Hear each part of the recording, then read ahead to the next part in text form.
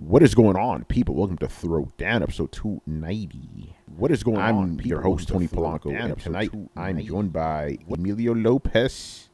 Sup, people? How's it going? Chris Seeley. Hey, what's up, everyone? Carlos Romero. Yo. Adam Vale.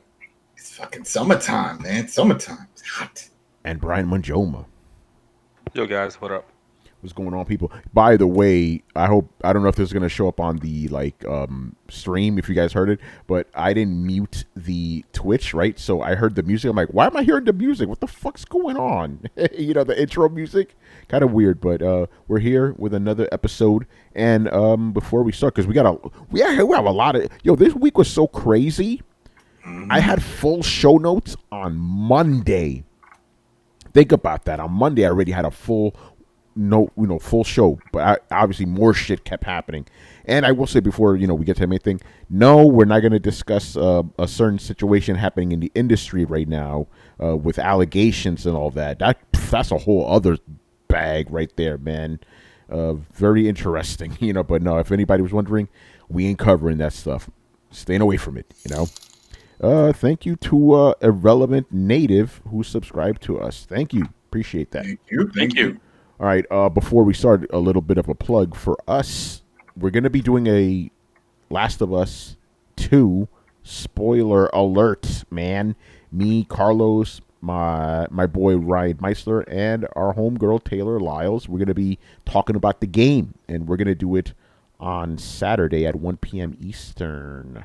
So should be good, man. You should come join us live, man. It's going to be us talking about the game for 2 hours, and we're going to keep it extra real, Mm-hmm. And I'm pretty sure by that time, a lot of you guys would have already beaten it. Carlos literally beat it today, Yep.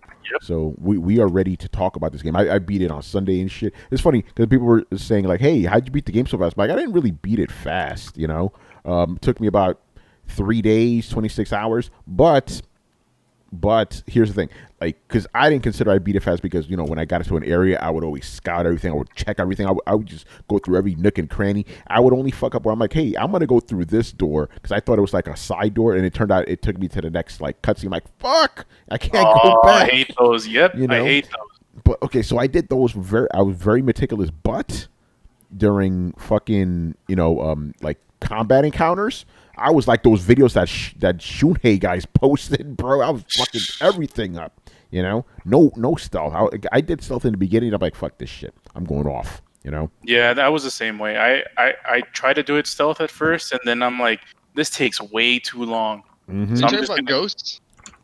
Yes. Hey, Brett. Howdy.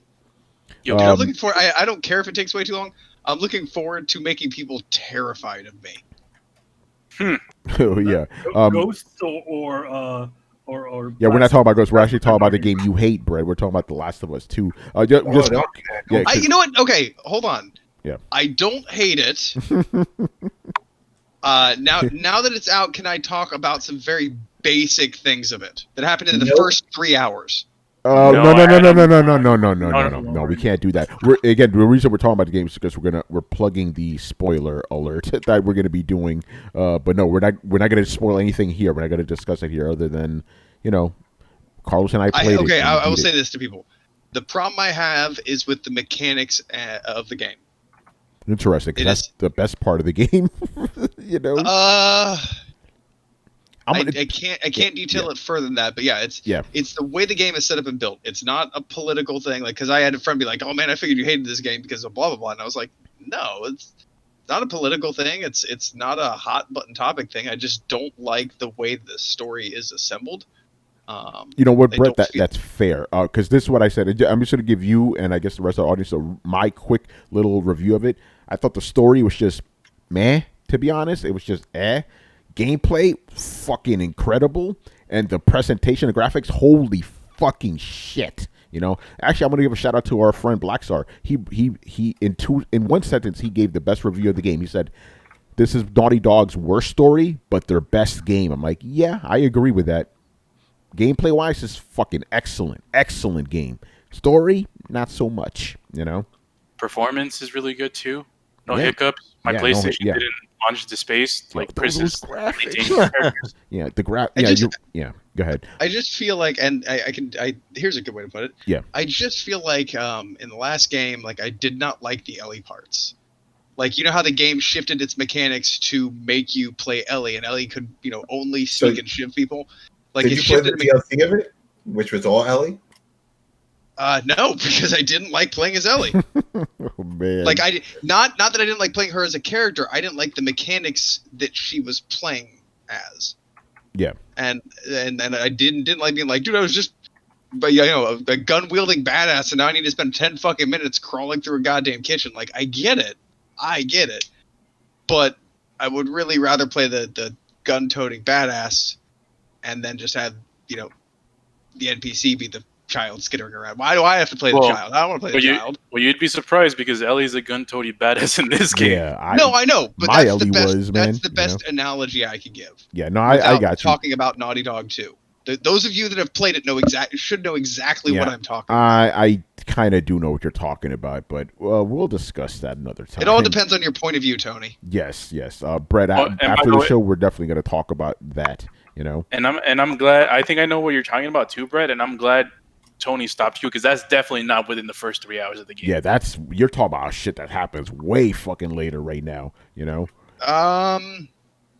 Though I was just talking to a buddy about this, and they're like, "Yeah, that thing happens within the first 3 hours." Oh, yeah. There's a certain controversial thing that people are upset about. Let's got all this other shit to talk about. Let's just jump to save it for your. We didn't spoil anything irrelevant. Native, get out of here, man. I'm trying very hard. I have given coded analogies that people who have played the game and listened to me before are gonna hopefully understand. I think the people in the room understand. It's just. We already got 10 downvotes. They're not understanding. Let's move on. So because this is Brett we're talking about. He will inadvertently spoil something. Anyway, so like I said, we have a full show. Hey, that ice dragon was not my fault. Fuck you, man. You did that shit on purpose. There was no way to know, Tony. We got 15 downvotes now. Let's just keep fucking going. Holy shit, this is ridiculous. All right, keep going. Yo, Irrelevant Native said that this episode hasn't even been uploaded to YouTube yet, and it already got 10 dislikes. I told you it's blowing out. Oh, God. All right, let's start. Again, we got a full show for you tonight. All right, the biggest story of the week is Microsoft shuts down Mixer, man, and is moving it, and now they're partnering with Facebook Gaming, and as of this moment, Ninja and a couple of the other big guys, they're free agents. As a matter of fact, Facebook offered them twice what Microsoft offered them, for their deal. Like, nah, we're good. Very interesting. Which means they're probably going to make some serious fucking money just going full on Twitch. Yeah, man. That's a testament how much that dude makes. From what I heard, there's two things. One, they got paid outright from Microsoft. Like they did. Yes, they did. Yeah. Yeah. So they got their money. So that's why they're good. And second, Major Nelson confirmed that Facebook streaming is not coming over into Xbox. It's not one of those partners. It's not replacing Mixer. They're just partnering in some weird way, but it's not going to be integrated into Xbox like the way Mixer was. So it confuses things because then why the hell are you promoting this shit then? Well, I don't understand that. So they have some other partnership going on. Interesting. Yeah, it is interesting. So, but that was a shocker, man. That was a shocker, right? That came out of nowhere. It came out of nowhere, but it didn't surprise. I was going to say that it did come out of nowhere, but we're not surprised. Mixer was fucking terrible. Let's just be honest. As a matter of fact, I'm going to use Throwdown us as an example. We were on Mixer for like a year basically, right? When we were streaming to everything. This is before we became affiliates, and we're kind of exclusive to Twitch now. The lowest fucking never grew at all. We had the lowest fucking subscriber count. We saw Twitch moving up every month. We saw YouTube moving up every month. Twitter, Mixer didn't go any fucking way. Even our Periscope. Our Periscope had more than fucking Mixer. Mixer was a dead place, man. It was a dead land. So I'm not surprised by that shit, And it's funny, Microsoft spent all this money on fucking, Ninja and shit. Didn't move the needle at all, It moved in. I mean, it goes back to, remember, we talked about when we went from YouTube to Twitch, and how it took a while to get our following to go to Twitch, and it's like it's same thing with Ninja. Ninja, had a huge following on Twitch, went to Mixer, thought everyone was going to join him on Mixer. Didn't happen. That wasn't the case. People are fickle, and they like their platforms where they stream their live streams. So there's got to be more to this, though. Think about it. It's only been a year, or not even a full year, since he jumped over. You would think that they would just skip at all. Yeah, you would think they would just give more time to just let it simmer and. But it hasn't done anything. That's what I'm saying. Like he went there, Adam, and it must be real bad. Well, here's what I'm puzzled by: why announce this before the console launch? Like, doesn't this impact, like, kind of the viability of your product, or make you question, like, all right, Microsoft didn't commit to this, so why am I going to trust them with xCloud or anything else? They couldn't commit to their own streaming platform. So to me, this from a business side, this impacts and this lowers your the trust in the market. So I don't know why they didn't wait till, I don't know, January or February next year. Well, it's something that we bought into. After the launch of their new console to then announce this, would that have been, because I kind of feel like this might be the lesser of two evils situation. Like, if you announce that you're dropping a new console and then announce that you're closing down a service, that's not a real good look either. Yeah. No, because then it's like, oh, business must be bad. You didn't sell shit. Look at this. Now you're scrambling for money. So. Yeah, but you slowly exit it. Like, Mixer is done next month. Yeah, it's done. They give it a month to live. That's it. Yeah, I guess the abrupt cutoff is a little weird. Yeah, it is very weird. Especially for Microsoft. I'm sure they looked at it. They're like, okay, can you develop the Mixer thing for the new console really quickly? No, you can't. All right, you're closed. Microsoft is known for letting things linger way too long. Hell, we still got Microsoft Edge. Who fucking uses that shit? We still have it. And they're still upgrading it. I have to use it for fucking work. Oh, really? They said your job uses fucking Edge? Because it has to do with the proprietary software that comes with the operating system. Yeah, it sucks, man. I use it, so I use it every day, and I freaking hate it. Yeah, it's not fun to use.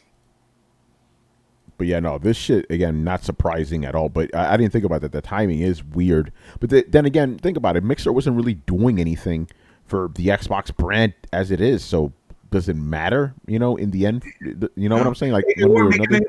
It wasn't like a sub-service that we had to buy, like Game Pass or something, and then they just kill it. Like, whoa, wait, I invested money, time. I'm thrilled. I bought a console for this shit. No one cared about Mixer. No. Nobody was subbing on that. Nobody was promoting it. So, but it's so funny, like how like you were what Mixer was last year that they announced it, or the year before that? You mean for Ninja? No, for E3, like they literally like, oh yeah, on our new platform, Mixer. No, Mixer's been around for a while. It was under a Bleep or something. It was a different name. Oh, okay. And then Beam. And then then they switched it up. They were like, all right, we're gonna really push hard because this is around the time when Twitch was blowing up. So they're like, you know what? We got Beam. We're gonna blow it up now. And then that's when we got one of those. Yeah, we got one of them. That's it. They pretty much said that. We got one of those, so we'll just spruce it up, and then we're going to push this on our platform real hard, and then we'll see what happens. And then nothing happened. I'm like, all right, well, we're going to pull over some of these Twitch streamers and dump them on it and promote it real hard, and nothing happened. It's like, what are we going to do now? We're going to close this shit down. Yes. We're going to use that money. We're going to go make some other shit.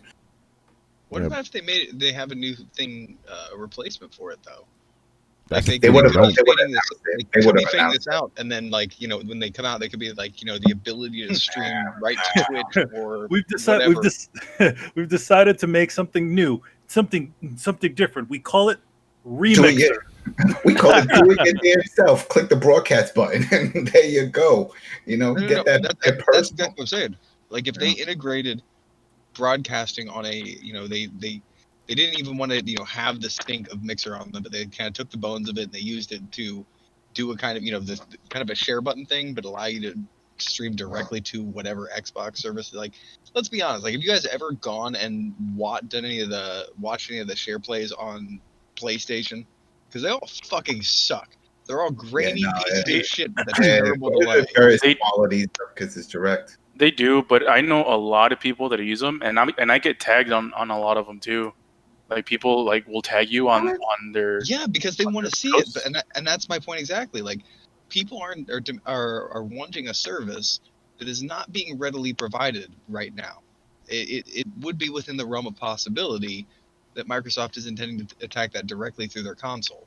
Because, like, what are you streaming other than fucking video games? And if they have you stream it directly from their console, then you're going to stream from their console and not from their competitor's console. It's a good look.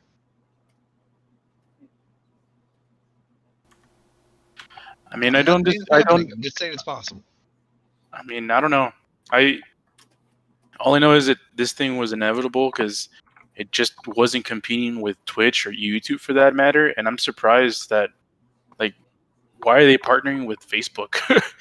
Oh, that's the other thing I was money probably. wondering. Yeah, Chris, what's your take on that? The whole Facebook thing.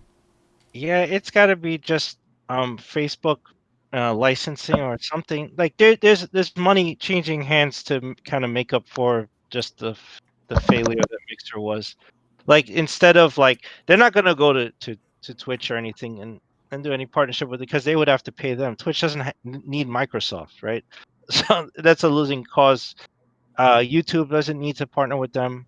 Like they just did what is gonna affect their bottom line. That's the only thing I can figure. And I don't know. I just I don't like Facebook. You know. But whatever. Evil. I think it says a lot when fucking Ninja was like, "Nah, I'm good." They threw a bunch of money at him, and he's like, "Nah." Yeah, I heard it was like literally like twice what Microsoft offered him originally or whatever. You know, I was like, and even to that, he was like, "Nah, I'm good." Facebook, you keep your money. You don't need it. Well, I mean, the thing about it is like, okay, with the insane amount of money that he made off of just that one Microsoft deal, he is fucking set officially. Like he could even just give up on doing any sort of streaming at this point in time, and just live off of the fucking if he has an account, live off of what the interest off of his account at this point in time. He's fucking rich. Mm-hmm. Yeah. Yeah, he doesn't need the money, but apparently he really doesn't need the money because he was like, "Fuck Facebook." But by the way, has he? Because people are already saying, "Oh, he's back on Twitch." Is he back on Twitch? I haven't seen that yet. I don't know. I haven't seen that either. But then again, we're not the target audience, despite the fact that we're actually on Twitch right now. I don't watch that shit, man. No, I don't. I mean, there's a couple of things on Twitch because like there's some artists that tend to stream on there, and I tend to do that. But other than that, I really don't. Yeah, no. I don't touch this. Here's one thing I said. This is a little bit off topic, but it's still on it. Because I used to think the whole streaming thing was a generational thing, right? But the thing is, a lot of our audience, let's just be real here. A lot of our audience are in their like mid to late 20s.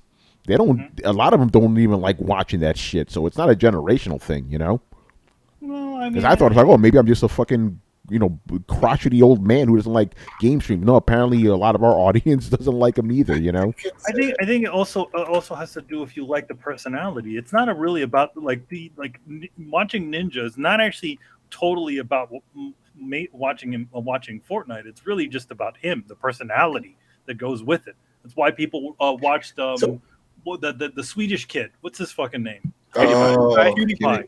Yeah.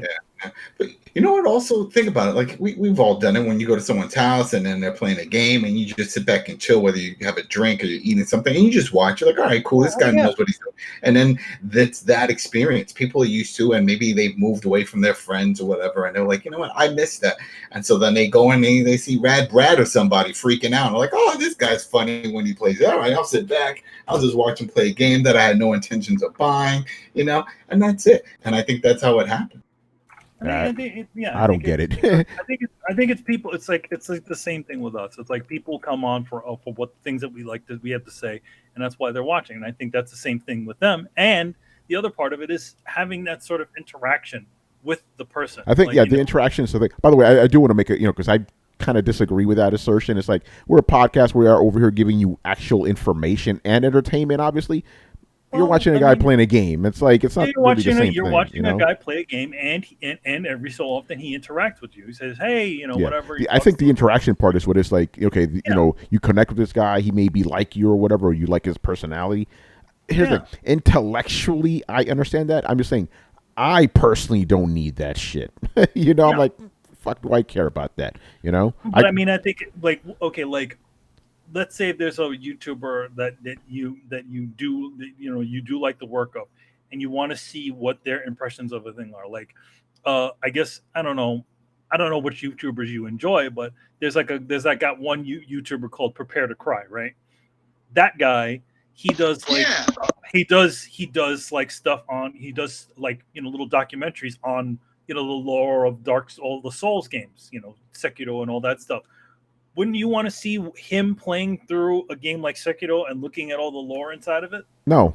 Why would I? Why would I want to? That was your thing. Why would I? Yeah. Why would I want to watch somebody play a game? Like I can understand. Let me finish. I can understand watching somebody who did a video explaining the lore of a game. I get that, right? 10-minute video, 20-minute video, whatever. Watching him play a game for 8 hours? Nah, man, I can't do that. Go ahead, Brett. What were you about to yell at me about? You watch TV for 8 hours. I don't think they watch it for 8 hours at a time. I watch TV. You watched 8 hours worth of TV. Period. You watched entire seasons of stuff. I know this for a fact. Yeah. So at some point you sat down in one sitting. I don't think he did. No. I'm saying it's not in one sitting, bro. Come on. No, not in one sitting. But I don't think these people are sitting down and watching these gaming things in one sitting either. No, they're not. But it's different. Watching it. By the way, you can't equate a game stream to an episodic TV series, bro. That's different. But you know what? Not for a heavily story-based game, or not if you're seriously interested in the personality. Like, I would love to watch Carlos play Resident Evil, because that shit's going to be hilarious. Why Carlos specifically? Because the personality. It's interesting. Yeah, I guess I just again, I intellectually understand why people would like it.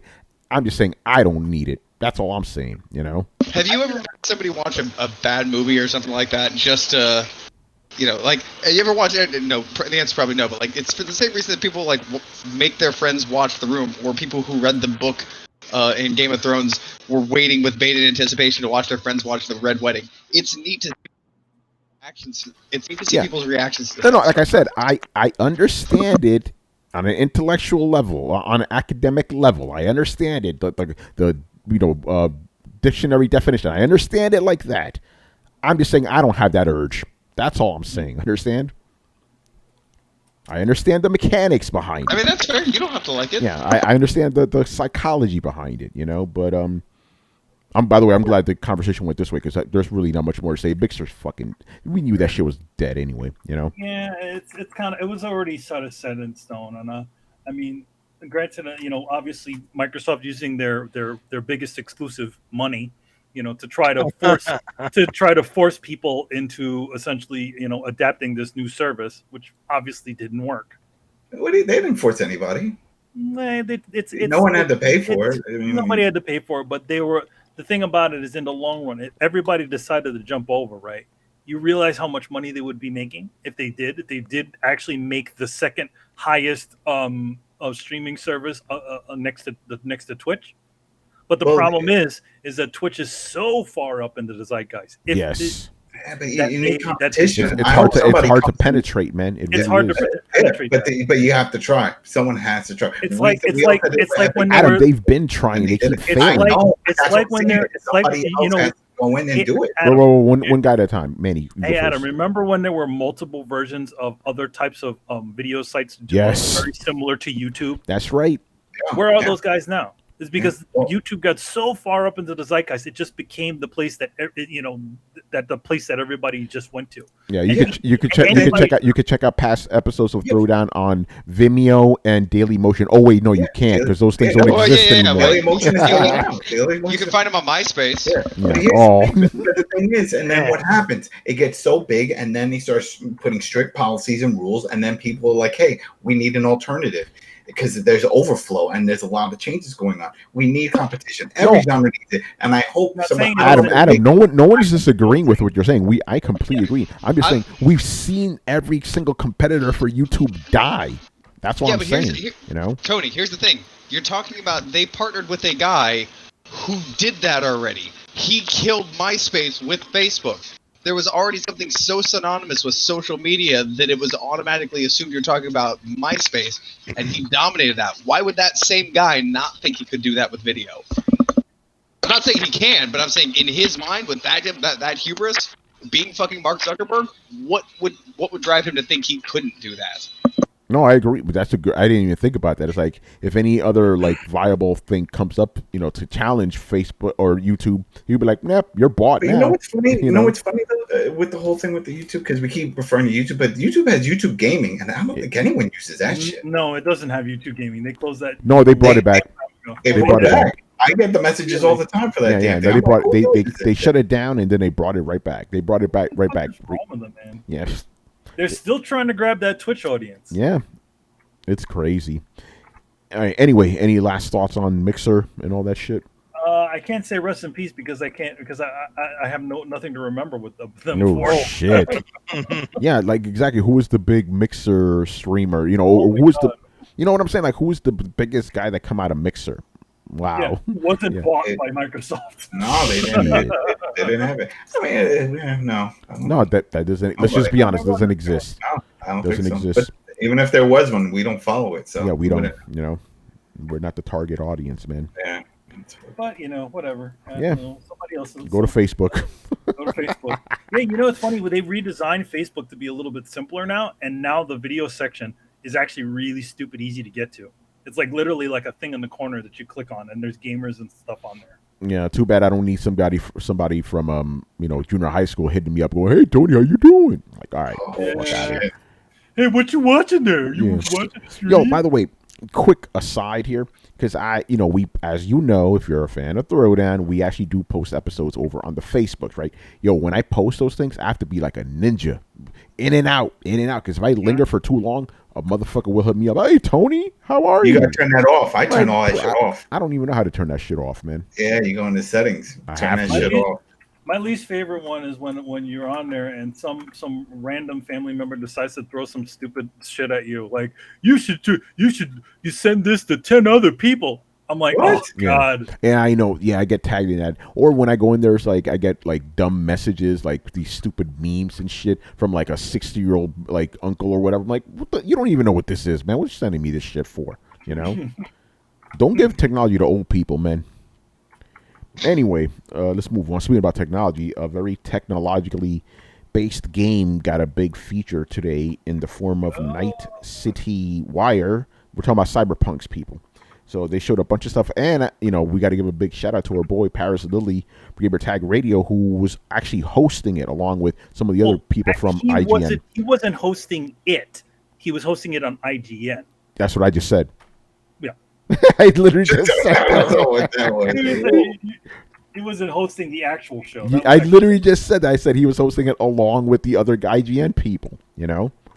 Anyway, so yeah, for you guys who saw it, what you guys think? I saw some of it. I'll give my thoughts on Cyberpunk later. You if you watch the show, you already know my thoughts on it. Not really so much the game as the genre. Go ahead, Manny. For me, I got to watch it not long ago.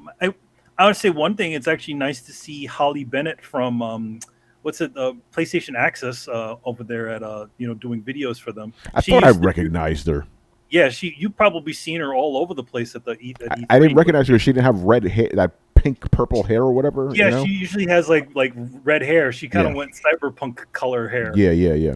So, but yeah, and it was nice to see her hosting the thing, and she's usually good at hosting videos and stuff like that. I mean, as far as the game goes, I mean, it looks very nice, but again, I'm like, the whole thing they're talking about customization and all kinds of by the way, you customize up to 5 different types of pubic hairs. I'm not making that up. you could customize your pubic hair, which is funny for a game that you can't even see your character. Well, I mean, yeah, like where are you going? Like at this point in time, like does it even matter how much you can customize your character? Because what are you going to see? Well, that's a great question. Yeah, I mean, you're just gonna see it you're gonna see it in the cinematic. so you're customizing yourself for the cinematics and in the various mirrors in the game. Yeah, for mirrors. Yeah, the mirrors. Maybe when you take out a phone and you do like a FaceTime or a Skype or something, maybe it shows a little picture-in-picture. So I mean, so if this game has so much freedom in it, does that mean you can walk around just naked because you don't? It doesn't matter. Yeah, like check out my pubes, man. I just got the motherfuckers trimmed. You know. That's it. Maybe you check yourself out. Maybe it's like the real world where you don't really see it until we look down. Gotta look. So maybe that's it. I mean, it doesn't look like the game. The way the game looks, like they show the character looking down. You don't see a pair of legs there. You're still just a floating camera. You don't see legs. Is that one of those games? Are we sure about that? I mean, they don't show like camera. I actually disagree with that. Do you see your legs in there? No, that you're just a floating camera. I know it's attached to a model. It's attached to a character, but if you look down, do you see the character? I don't know. No one really confirmed it. So nobody. It's no trespasser thing. No Jurassic Park trespasser stuff where you can see that one arm and her legs. By the way, I always give first person shooting games props when they actually have the character's body in there. I think Dying Light did that. It's like you see your arms and your legs and shit. That's dope. I like when they do that. You know. Oh yeah, but I mean, it looks like the game looks, especially at night, because they actually finally showed Night City at night. Yeah, because everybody a little pissed off, like, hey, wait a minute, it's daytime in Night City. It's like, well, we have a day-night cycle, motherfuckers. But yeah, it looks nice. Everything. Here's the one thing: everything looks better at night because you don't have direct. You have all kinds of different sort of lighting system. Not lighting, but like neon and reflections. All the streets always look shiny, so always looks better at night. Yeah, I'm curious to know what Brian thought. Yeah, I was about to say, let's just skip to the good part. Brian. Yeah, Brian's Why me? Because you're the big CD Projekt Red guy. That's why. Okay. First things first. What the hell was up with the IGN stream? The colors looked all washed out and shit. Like, was it just me, or because when I wanted to watch the actual trailer from the actual site, it looked a lot more colorful than that stream, or was it just me? I agree. The IGN one looked a little bit weird, but I also chalk it up to because they don't have a direct feed on that shit. They're just doing like what we would do. They'd probably have it set on the thing, and then when it goes live, they just run it through. Unless they have. But yeah, what I see, it looked really good. I'm more interested in it now. I like how the fact that they're actually trying something different. So the whole like detective body thing, Jake, it seems interesting. As long as they don't like oversimplify it to the point where, hey, there's only one way to actually find out the truth what happens. If they have like a Zelda Breath of the Wild type of approach to it, where it's like a puzzle and there's an answer, and you just need to get to that answer, and you can get to that answer in many different ways. So if they take that type of approach, then I'm sold. If it's just like, hey, there's only one way to do it, and that's it. It's like, come on, man, it's meh. But yeah, I am interested. They showed off some cool stuff. They didn't show off much combat, but that's fine. The city at night looks really good. Yeah, right. It does look really nice. Yeah. Again, I'm sold. I know that Carlos is frothing at the mouth at the fact that they have an anime. Oh, Brett, did you hear about that? I know why you're asking Brett that question. By the way, could I what? Did you hear about that? I'm sorry, my thing cut out for a second. I didn't hear you. Oh yeah. They're making a Cyberpunk anime. Oh, of course they are. And then guess who's making it? People who made Ghost of the Shell? No. They don't exist. Oh, you mean in a bad way? No, he means in a really good way for you, especially. What's your favorite? What's your favorite anime of all time, Brett? What's my what? What's your favorite anime? Kill la Kill. Yep, there you go. It's Studio Trigger. Oh shit! There we go. God damn it! I'm conflicted now. Well, it's the you can watch the anime and not actually play the game. By the way, just quick thing. I'm actually more excited for the anime than the game. That should tell you something right there. Go ahead, Manny. I think here's the weird thing. So okay, the game comes out this year, right? Cyberpunk November 19th, right? Yeah. November 19th.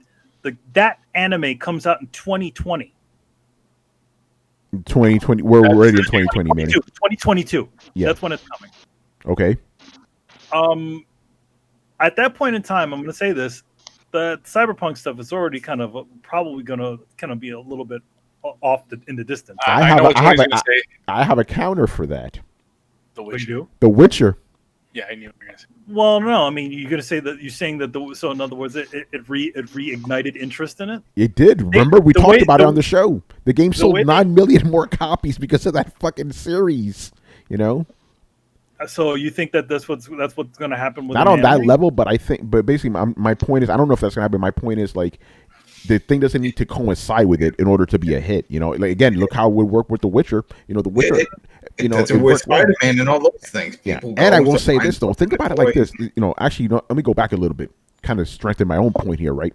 If The Witcher is anything like, if Cyberpunk is anything like The Witcher, because people have been talking about The Witcher nonstop for 5 years, right? So by the time 2022 comes out, the game will still be relevant, you know? And if the anime is good, it'll probably prop up sales. Probably not as much because, let's just be honest, an anime is not going to be as popular as like a live action show. But no, I would think a live action show would be a lot more. Of course. But I think if this game is like with The Witcher, actually Brett says it's going to be even more popular than The Witcher. So in 2 years, the game will probably still be relevant. You know. I actually do agree. I actually do agree with Brett. I think like cyborg, futuristic stuff does play a little bit better with people than medieval stuff. But then again, The Witcher did well, so who cares? Yeah, The Witcher did stupidly well. What if they did a Skyrim show? Yeah, pretty much. Also, go ahead, take into account that there's a strong chance that these guys will just support the hell out of the game. Oh, you know they will. Launch onwards. Yeah. So hence having that post-sales launch, post-launch support, will keep it somewhat in the zeitgeist. And plus, it's not a game that's one and done. You don't just play it once and put it down. It's like this game will probably have lots of replay value. It's like, okay, different builds, try out different strategies. Yeah. Again, motherfuckers are still playing The Witcher, you know? But my only worry about Studio Trigger is that them doing I know they can do other things, but all their shows seem to end up with a giant monster battle. Darling with the Franks.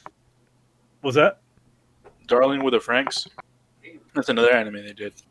I know. Was there a giant monster in it? They usually end up with Gurren Lagann ended up with a giant, almost like a giant monster battle. Kill la Kill kind of ends with a giant monster battle where they're so powered up they're like larger than buildings. Gurren Lagann was like giantest monster battle in the world, you know. Yeah, it was they were as big as the universe. Galaxies at each other, you know. Yeah. You don't get bigger than throwing galaxies at each other. That new show that they did, what was it called? BNA. That also ends with a giant monster. Hey, monster listen, battle. If this thing's gonna end with you fighting a giant cyborg, give me that shit. You know? By the way, cyborg. Studio Trigger didn't do Gurren Lagann. Yes, they did actually. It's all the same people that created Gurren Lagann. After that show, they went on to make their own Studio Trigger. So they went from Gainax to Studio Trigger. It's all the guys. A lot of the people from Gainax went over to make that thing because Fooly Cooley is also Gainax as well. Yeah, as I remember, that's the same guys. Popo coming. Oh. Watch out! Fireworks. It's kind of the same way. Off, man. Yeah, it's kind of it's in the same vein of like when Platinum Games first came out, right? You could kind of call them Studio Clover. There's a lot of the same guys, you know. So it's all the same. It's like a lot of the same guys that made those. The main guys that made those shows. Benabashi. What was it? Fooly Cooley, Gurren Lagann. They moved on and made their own studio, and that's Studio Trigger. Studio Trigger. Yeah. So yeah, I saw most of it, I guess. Like I will be honest, I checked out after 15 minutes. I was bored. You know, the thing is, it's not anything against the game. It's just me. I'm not a cyberpunk guy. Like it just feels like Blade Runner, and that movie's just fucking boring. You know. Speaking of which, Blade Runner and The Thing came out today. Oh, okay. Historically, you mean like historically? Yes. Oh, nice. I'm like, they got Blu-rays, motherfucker. You know, that's cool. But yeah, so I was like, yeah, here's the thing. I'll probably end up playing it, either for work or just to, be part of the conversation or whatever. But, whatever.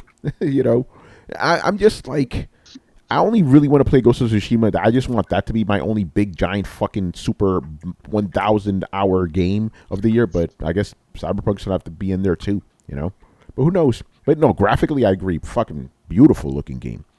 Looks crazy. That motherfucker was running on a PC. What they showed. I'm beautiful. I'm interested in seeing how that thing runs on because it's gonna have to run on PS4 and Xbox One. Yeah, I'm interested in seeing how that, because obviously, it's running on a PC. It's probably running on one of the future consoles. How's that shit gonna be running on a PlayStation, Xbox, a PlayStation Pro or a Xbox? No, you gotta go before that, bro. Or the old things. Yeah, because it has to run on those too. Anyway, Brett, I heard your mic over there. What's up? That was a complete accident. Okay, no problem, man. Anybody else? The Cyberpunks. What are your thoughts? Nah, I'm with you. I'm not really interested in it. Would it sell you? Would it sell you on the game if you could actually see the character? Here's the thing. I just want to. Yeah. No, it wouldn't. Here's the thing. And Chris, I think you may agree with me on this one. Here's my problem, not with the game, with the cyberpunk genre itself, right? I like, my future stories to be optimistic. Like, hey, listen, humanity has gone beyond our bullshit. We finally got out there, conquered the stars. We terraformed our own planet. We've done it. We've got our shit together. Cyberpunk is like, hey, you know what? In the future, it's going to be just as shitty as it is now. Even shittier, actually. That's probably going to be.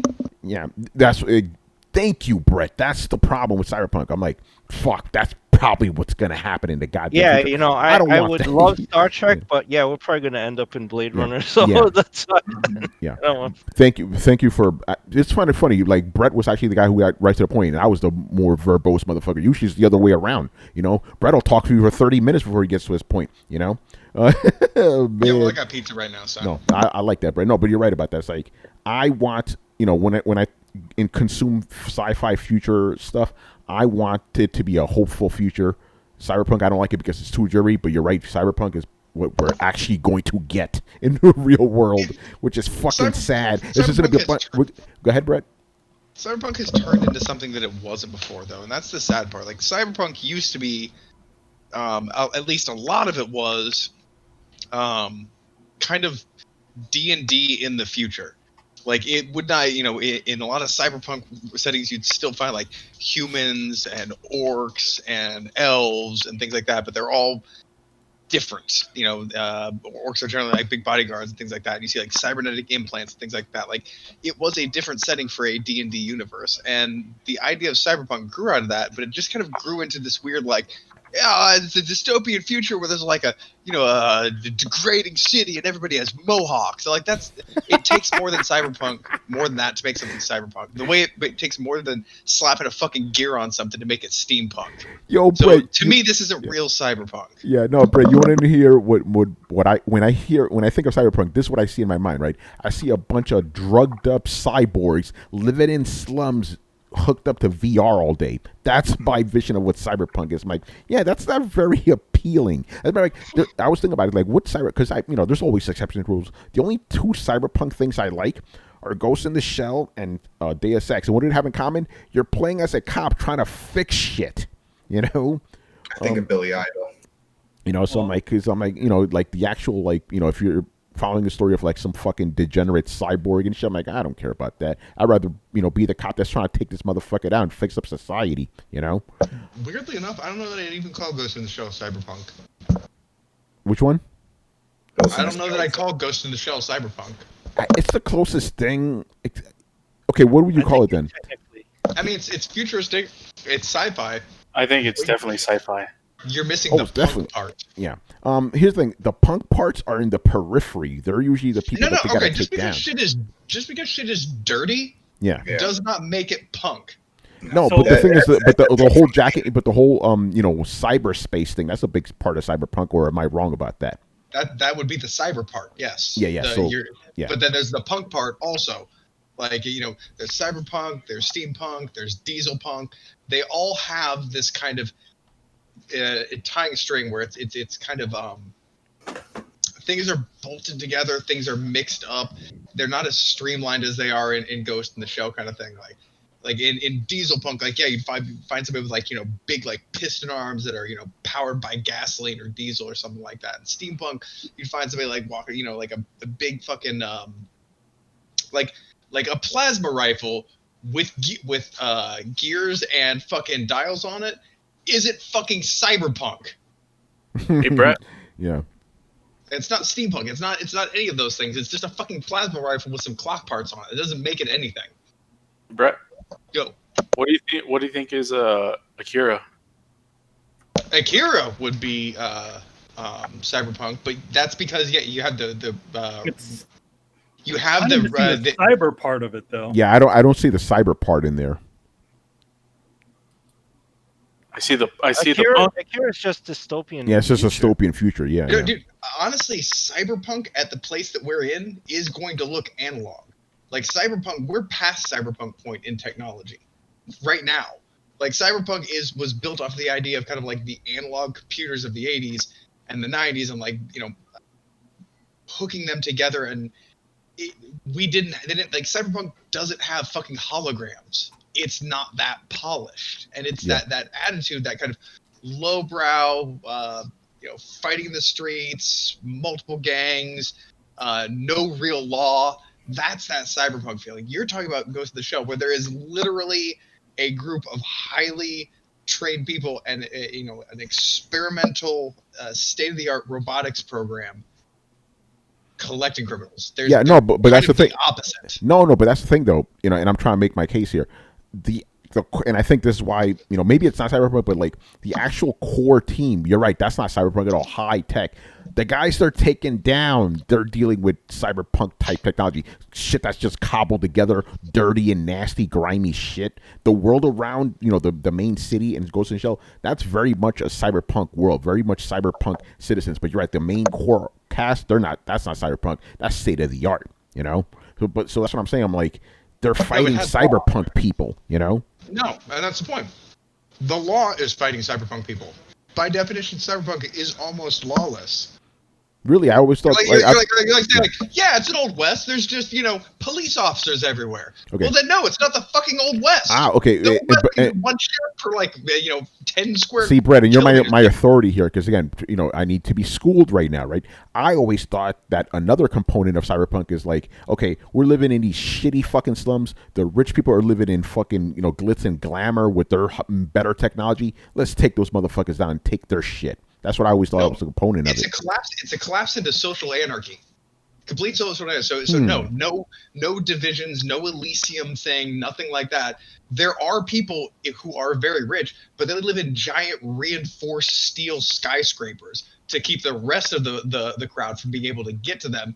And then literally right outside, there's people with like fucking hobo fires and arm computers that are like, the size of a fucking the Power Glove kind of thing. And it doesn't do anything but really tell you the time and act as a switch. You can then like put on glasses and then go into a HoloNet, but it's a very kind of rudimentary thing. Again, this is all based off old technology. Anything past that, anything that seems futuristic to us, would be classified classically as just sci-fi. Okay, so you know what that means then? Since Ghost in the Shell is not Cyberpunk, neither is Deus Ex, then I just don't like Cyberpunk, period.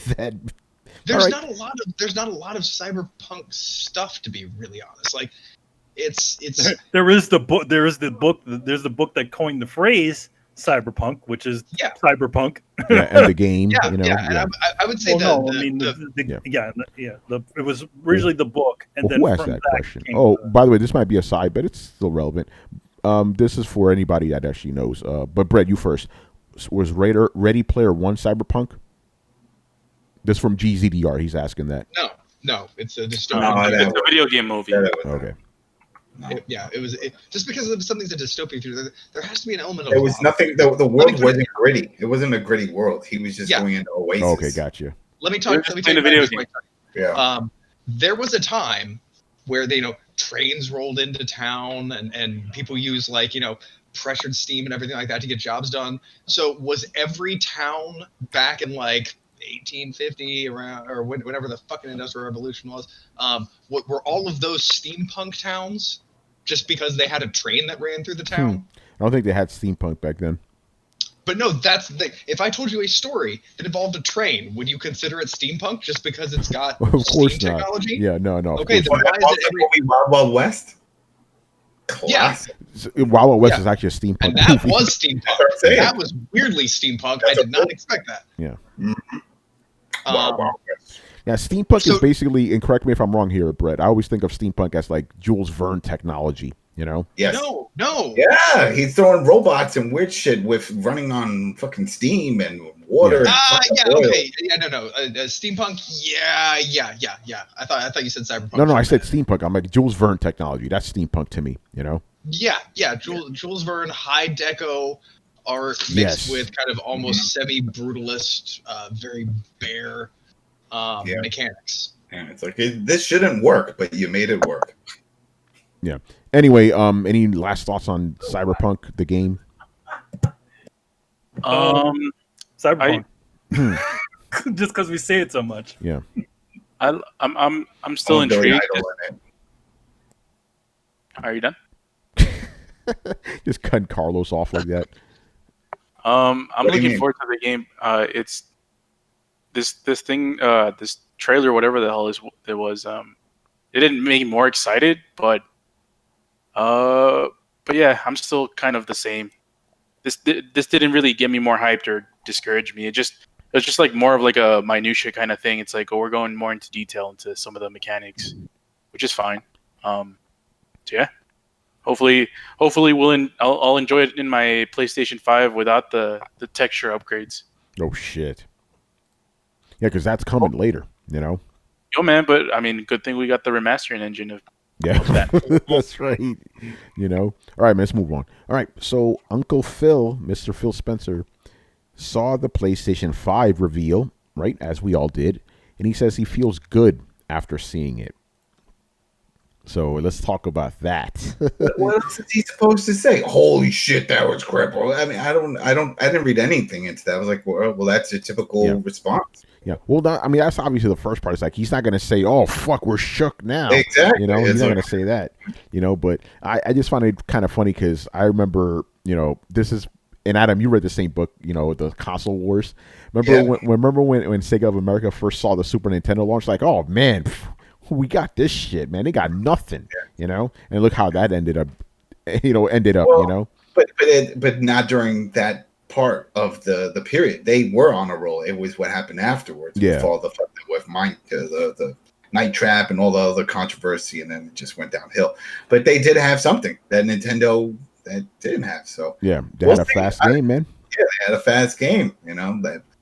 So we'll see. We'll see what happens. So he says he feels good about July. You know, July is going to be the big month for Xbox. I think it's all coming down, and even more since the last time we talked about it. Even more of these sources have come out regarding the pricing, which sounds ridiculous. How cheap this thing is going to be, if true. But now it's coming in like 4 or 5 different reliable sources out there saying, no, that's their secret weapon is the pricing. Yeah. So yeah, we'll and see. as we talked about on the last episode of Throwdown, I don't remember if it was the question show or the regular show, but you know, the rumored price of the Series X and Lockhart is going to be $200, you know, and Series X is $400. So we will see about that, as Richard Bailey would say, you know. And if that is the case, that was something that I said a long time ago. Remember, I was like, I have a feeling it's going to be $400, and everybody was like, "You smoking crack rock?" And I was like, "Well, they got to do."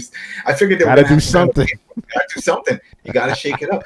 And you know what? A lot of these, if you think about it in the big picture, they don't make all their money. Microsoft as a company, they don't make all their money off of just Xbox. They have all these other avenues, whether it's Office, Enterprise, Azure, all the other things that they make money off of.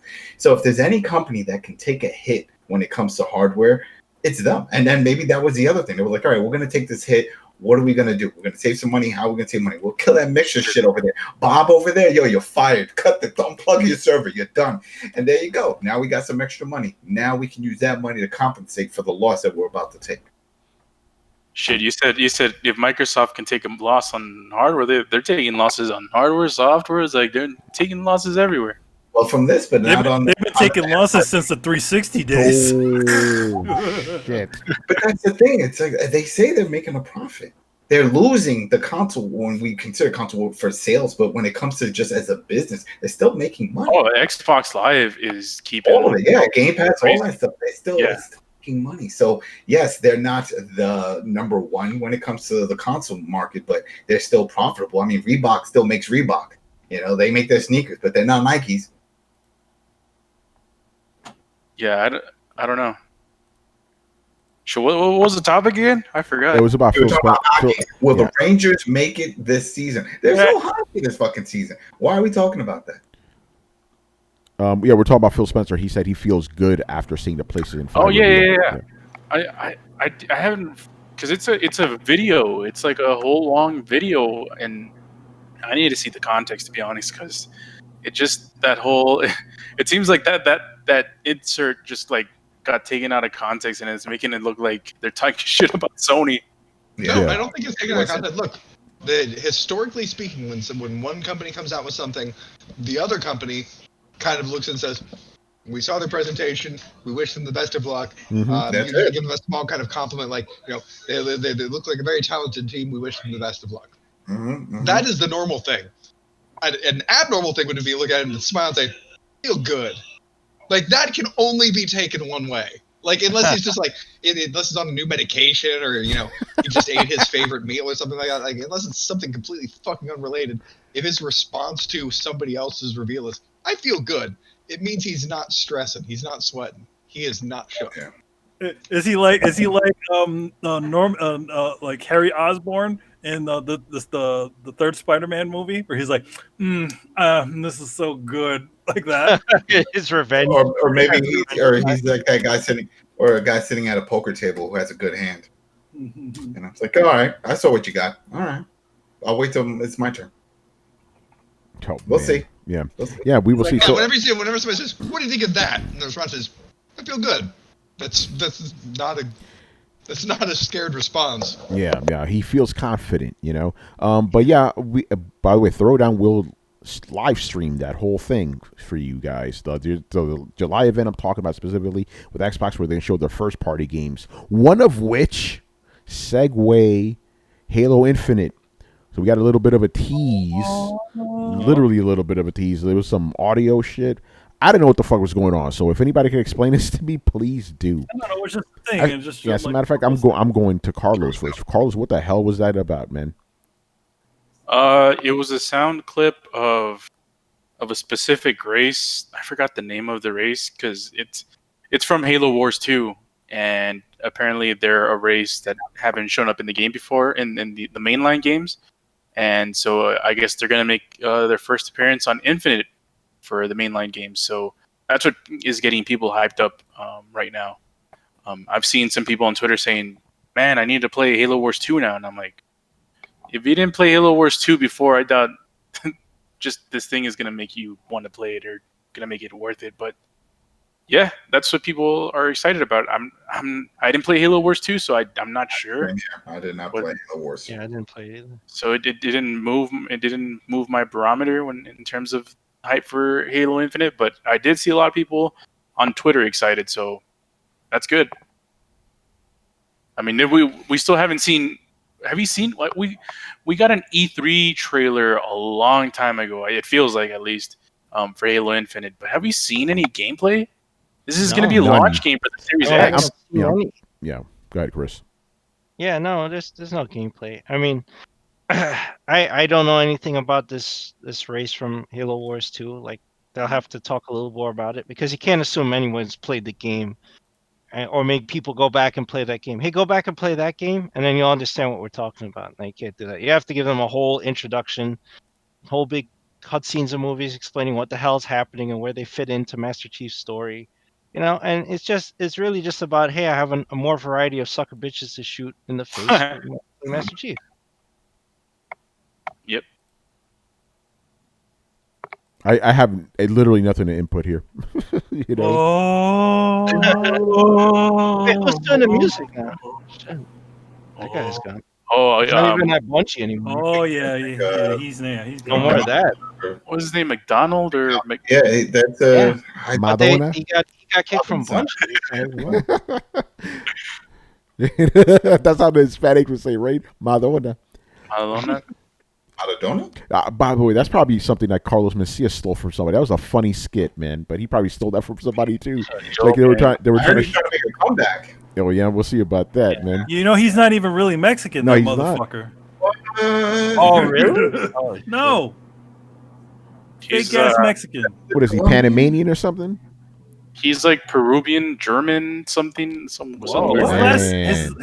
last name is not even Mencia. It's what is it? Like Schleeper it's like or something? Some goofy. It's like some German sounding name. Wow, come on, man. He lied to all of us, man. That is disturbing. Why did he pick that? Why go that far? I mean, is he like a Pee Wee Herman just trying to? I don't know, man. Yeah, but that's a joke name. Like nobody was like, "Hey, you're not really a Herman." Like, no, it's just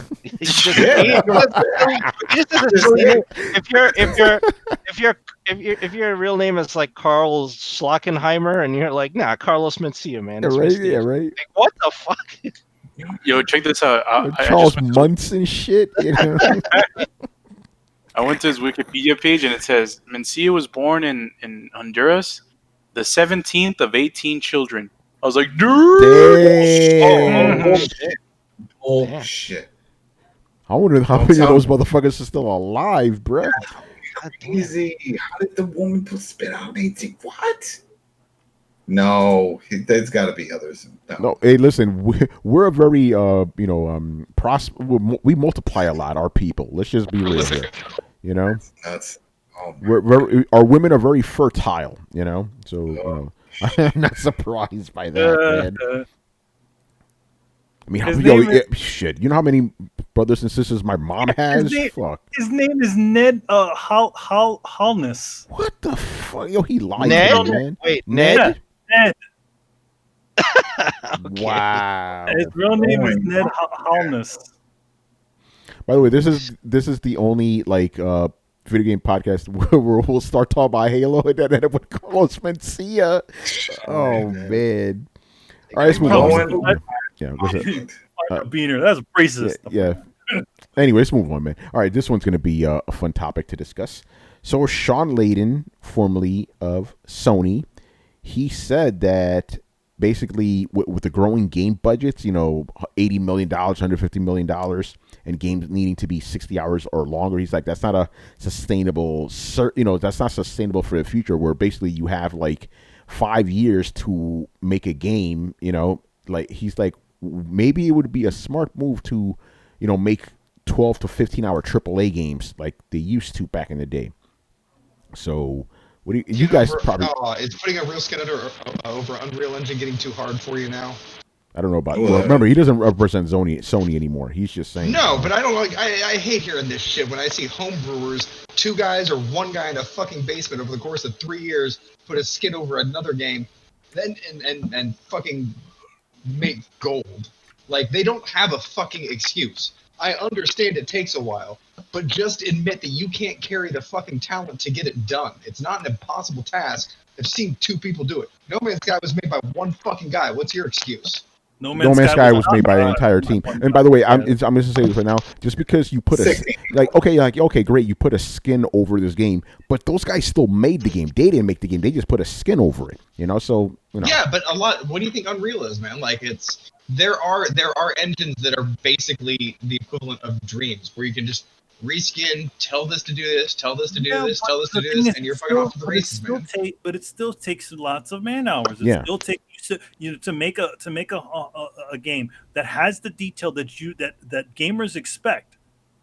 You telling me that how many people do you actually think worked on Cyberpunk right now? There's a lot. It's hundreds and hundreds of people. Yeah. I believe it.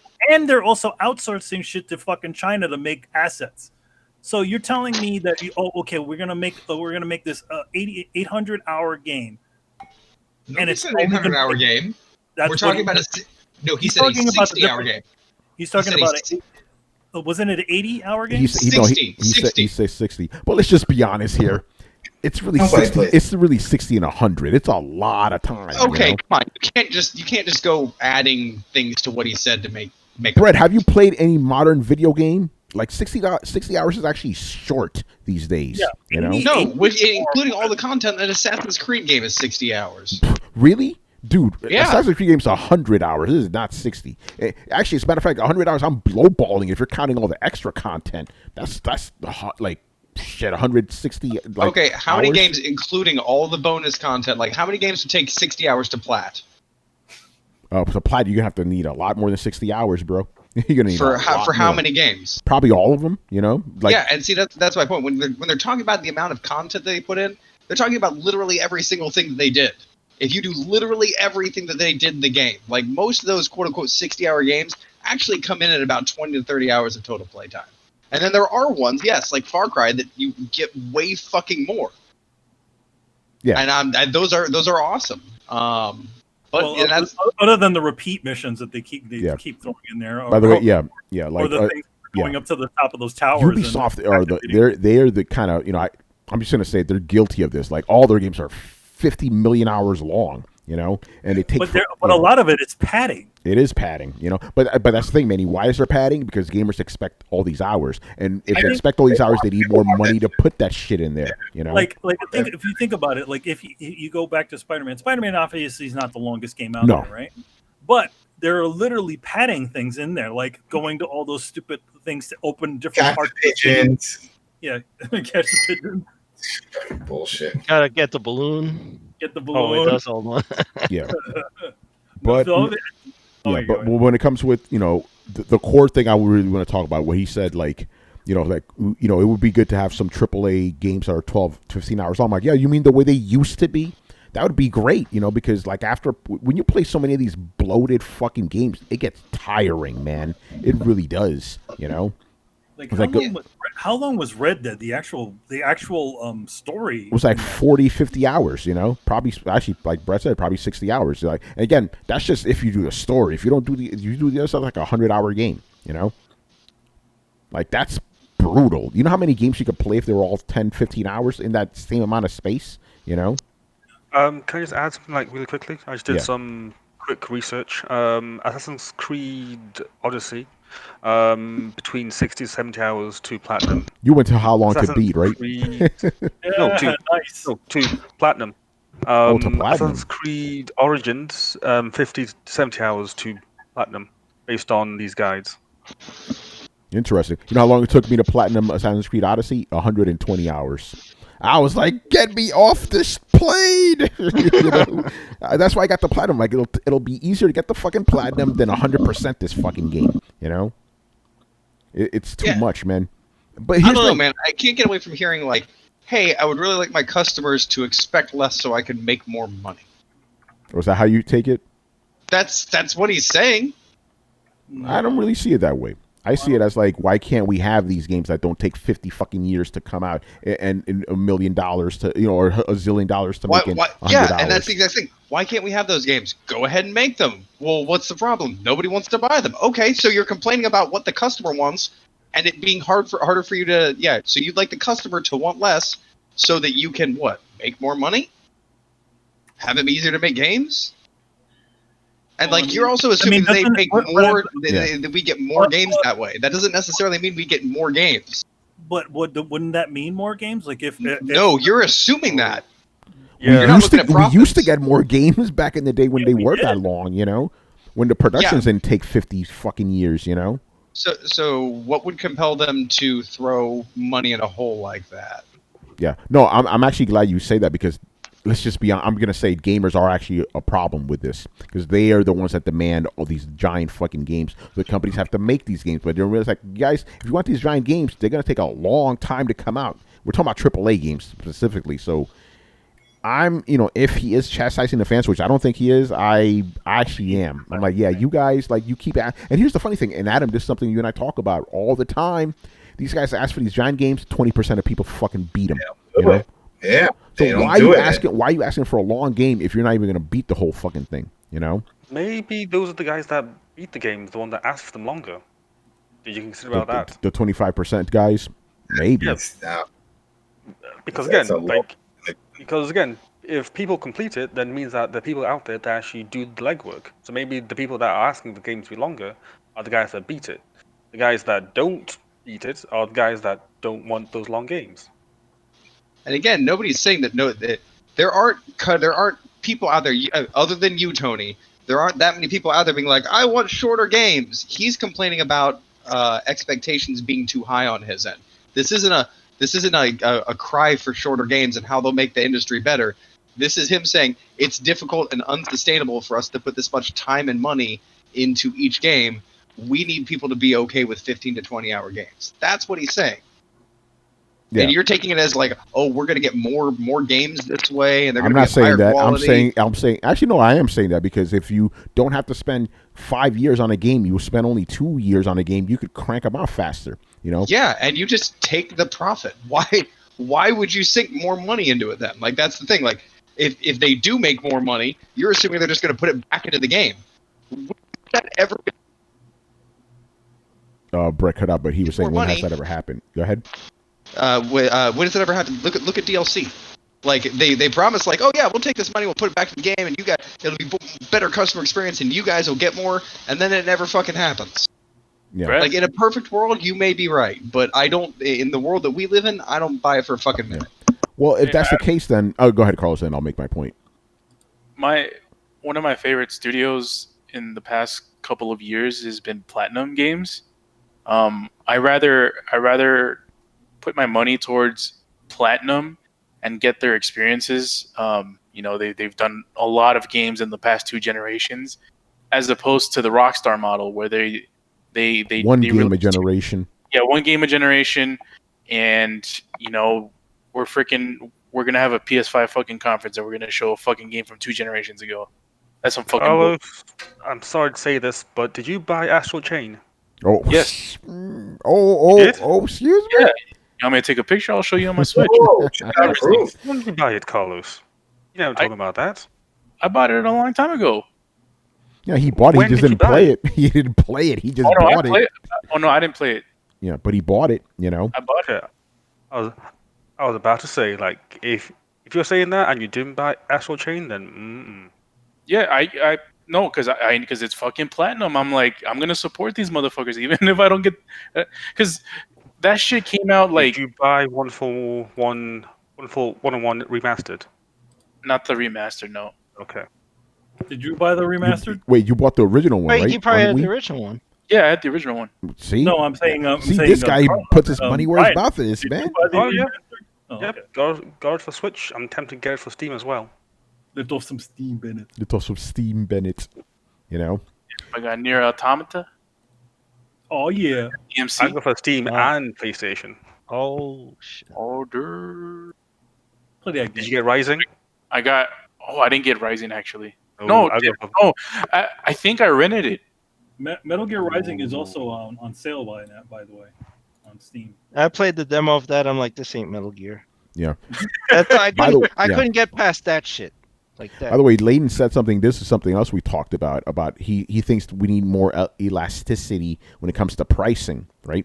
So maybe you could have a nice middle point, right? You could have like, your big super fucking crazy ass games could be $60, but then like the shorter games could be maybe $40. Oh, yeah. They could. Here's the thing. They always could have been. Yeah.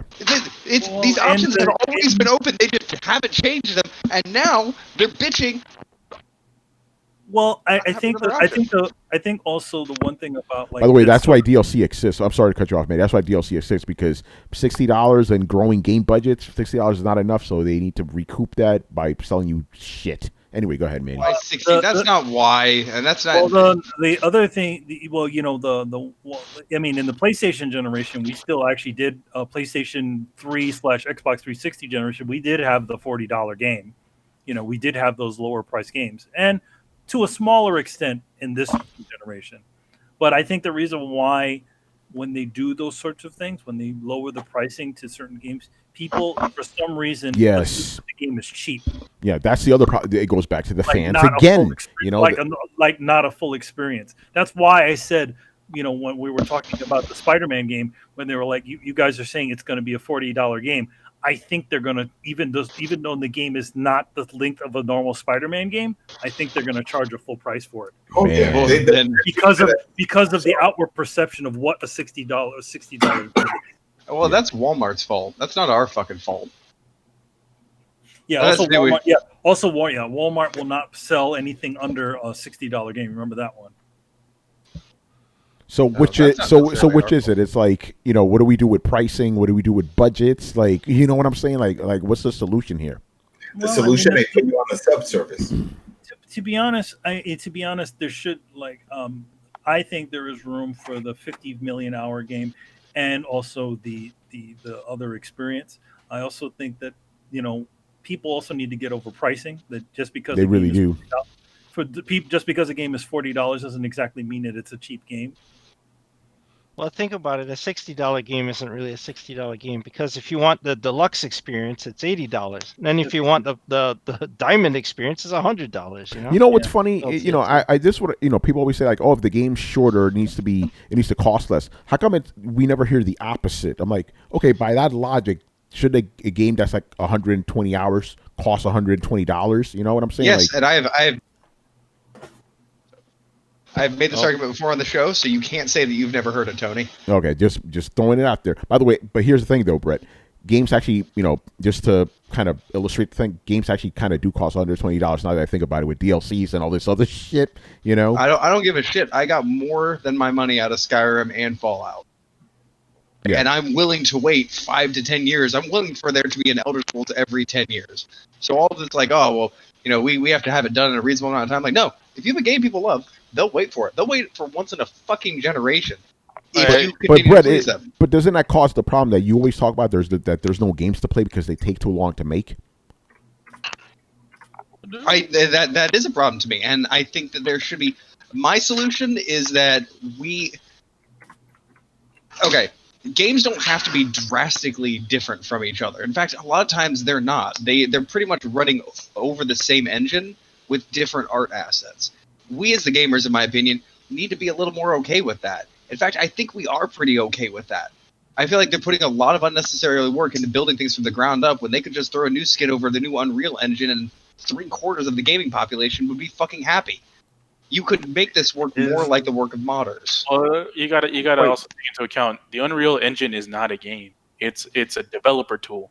Well, and that's what I'm saying. We need to have somebody come out with basically here's the idea: take Dreams and use it to start developing $20 games.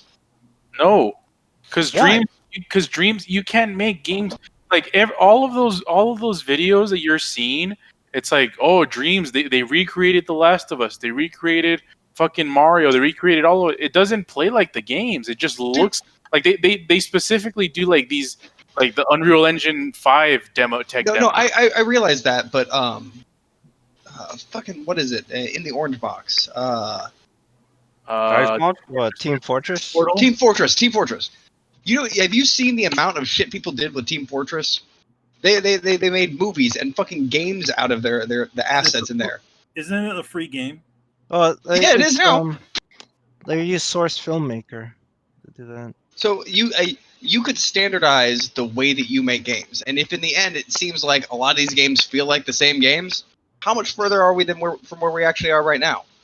But I don't agree with your, like, I think the precedent that what's the name, Bethesda does with saying you're okay with taking more than 10 years for a game they promised you that they're going to release, because it's what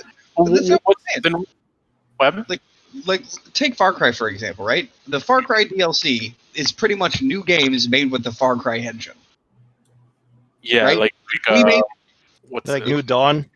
Primal. Yeah, if we release those more standalones and let people tell different stories, we could do something very similar to that, where you have something that's basic. These 9 games can all be pretty much the same game with a different skin and a different story. Maybe the developers went in there and added or took out a certain mechanic. Every game doesn't need to reinvent the wheel. Do you think that people would accept that, though? Brett, you do know that you are just describing Call of Duty and Assassin's Creed, right? Dude, that's you literally just my described point. that. That's my point. Is I'm trying to tell them that we're already doing this, and they're trying to tell me that no, games are hard. And you make them from the ground up. I'm like, no. You basically throw new art assets over an engine that already fucking exists, and you call it a fucking day. That's why Assassin's Creed can come out like once a goddamn year. Call of Duty is three developers. People buy Call of Duty. People buy Assassin's Creed on a yearly fucking basis, and other than a certain amount of fatigue, they are successful. To be fair, though, each Assassin's Creed game, I'm talking about the individual games, actually take about 3 to 4 years to develop. It's just they have a bunch of teams working on different games. So that's why they're able to crank them out every 4 years. Okay, whoa. So you're telling me that right now they're working on NBA 2023. I'm talking about Assassin's Creed. I'm not talking about NBA, man. Come on. Well, every year they re-release Morgan just pointed out a good point. Every year they release a new sports game. They don't seem to have a problem with. Yeah, because sports game is you don't need to put new fucking actors and new set pieces and shit. It's just a fucking sports game. Point. You know? You can change the way that you're building games. You totally ignored what I just said about Assassin's Creed games. It's that even Call of Duty games take 3 to 4 years to develop. It's just they have a bunch of different teams. So they're not just reusing the same shit over and over again. It takes them a long time to make these games. It's just you don't realize because they have 3 teams working on them simultaneously. Yeah, I feel like my point is being missed. I'm saying make a more standardized engine that is easier to develop off of, and you're not going to see a lot of gamers complain that they feel like they're playing the same game, because honestly, just about every third-person game already feels the same. Just about every first-person game already fucking feels the same. I feel like you're thinking that game developers like making a Doom mod, and it's a lot more than that. Yeah. It's not just I know it is. It's not just making blood from Doom.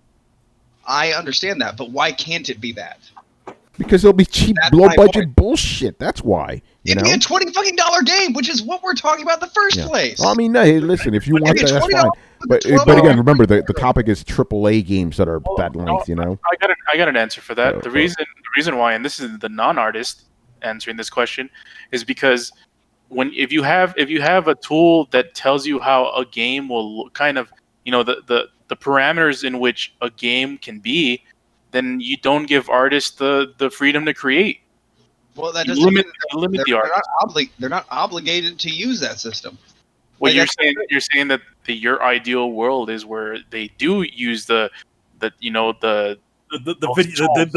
video game template as you. Okay, yeah. But you're black and white to me. It doesn't have to be either or. That's the thing. Like if you want a world where there are big 100-hour games that cost $60, and there are short little 12-hour games that come in at a lower price point and come out more frequently, there's an answer for you. Template them a little bit more. It doesn't have to be, cookie cutter. I feel there could be a compromise, because I feel like every company looks at each other, right? Bethesda, like you said, will pull out a Skyrim or whatever, and then Activision or somebody looks over there and goes, "Hey, what do we got? We need that high fantasy. It's selling. What do we got? And we got to make it bigger." Right? I feel like that's what happens, and then games start getting longer and bigger maps, more content, more voice actors, get more talent, and all this stuff. Then the game starts growing and growing. Yeah, you get Troy, but not only that, go to Hollywood. Get fucking Ben Affleck in here. Get Matt Damon. Norman Reedus. Yeah, mocap him too. Like give him the stunt bump, get him in a dot suit. It's all this stuff. So it gets out of control, and I do kind of agree with Brett. It's like there's not the guy going, "Hey, there's a hole here now for these smaller experiences that we could fill." Everybody's just like, "Hey, we got to do it bigger than Witcher, or we got to do it bigger than Hello Games or whoever." Like, we could do space. Let's do space. Okay, we could do dystopian future. We could do high fantasy, but they're all just trying to compete on the same level. Oh, looter shooters. Okay, well, what do we got? Well, we could do looter swords. Okay, do that. Hey, battle royale game. What do we got that does that? No, we don't got one of those. All right, let's make one. Yeah, let's make a Call of Duty one. Let's make a Pokemon MOBA. And then multiplayer adds a whole other fucking super layers of complexity on there, because if you're talking about smaller AAA games, right, we were talking about single player experiences, but when all these guys look, multiplayer, that's where it's at. We got to have 4-player, 8-player, we got to have all these competitive stuff. Okay, then add 2 years onto the game development. Sorry, Castle Crashers. I had something stuck in my throat there. Wait, and what happened? What happened? What? Castle Crashers, the 4-player Yeah, I'm aware multiplayer of it, indie game that kind of blew up. Indie game?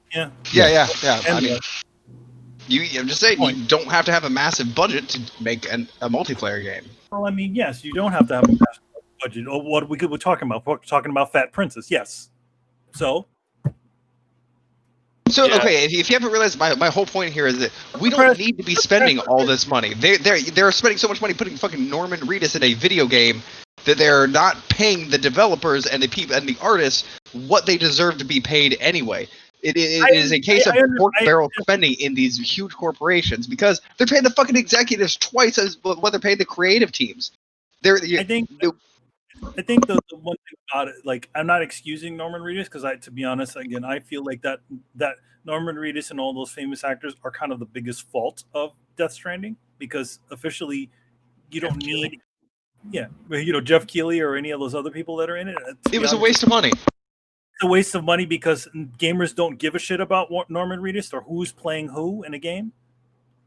I mean, look at the most popular actors that are video game actors. They're nobodies. Nobody knows who fucking nobody. If you go to your mom, you say or somebody like that, they probably will know who Norman Reedus is, but they won't know who the fuck Troy Baker is. But the thing is, it's like they do those sorts of things to attract people that are not normally gamers.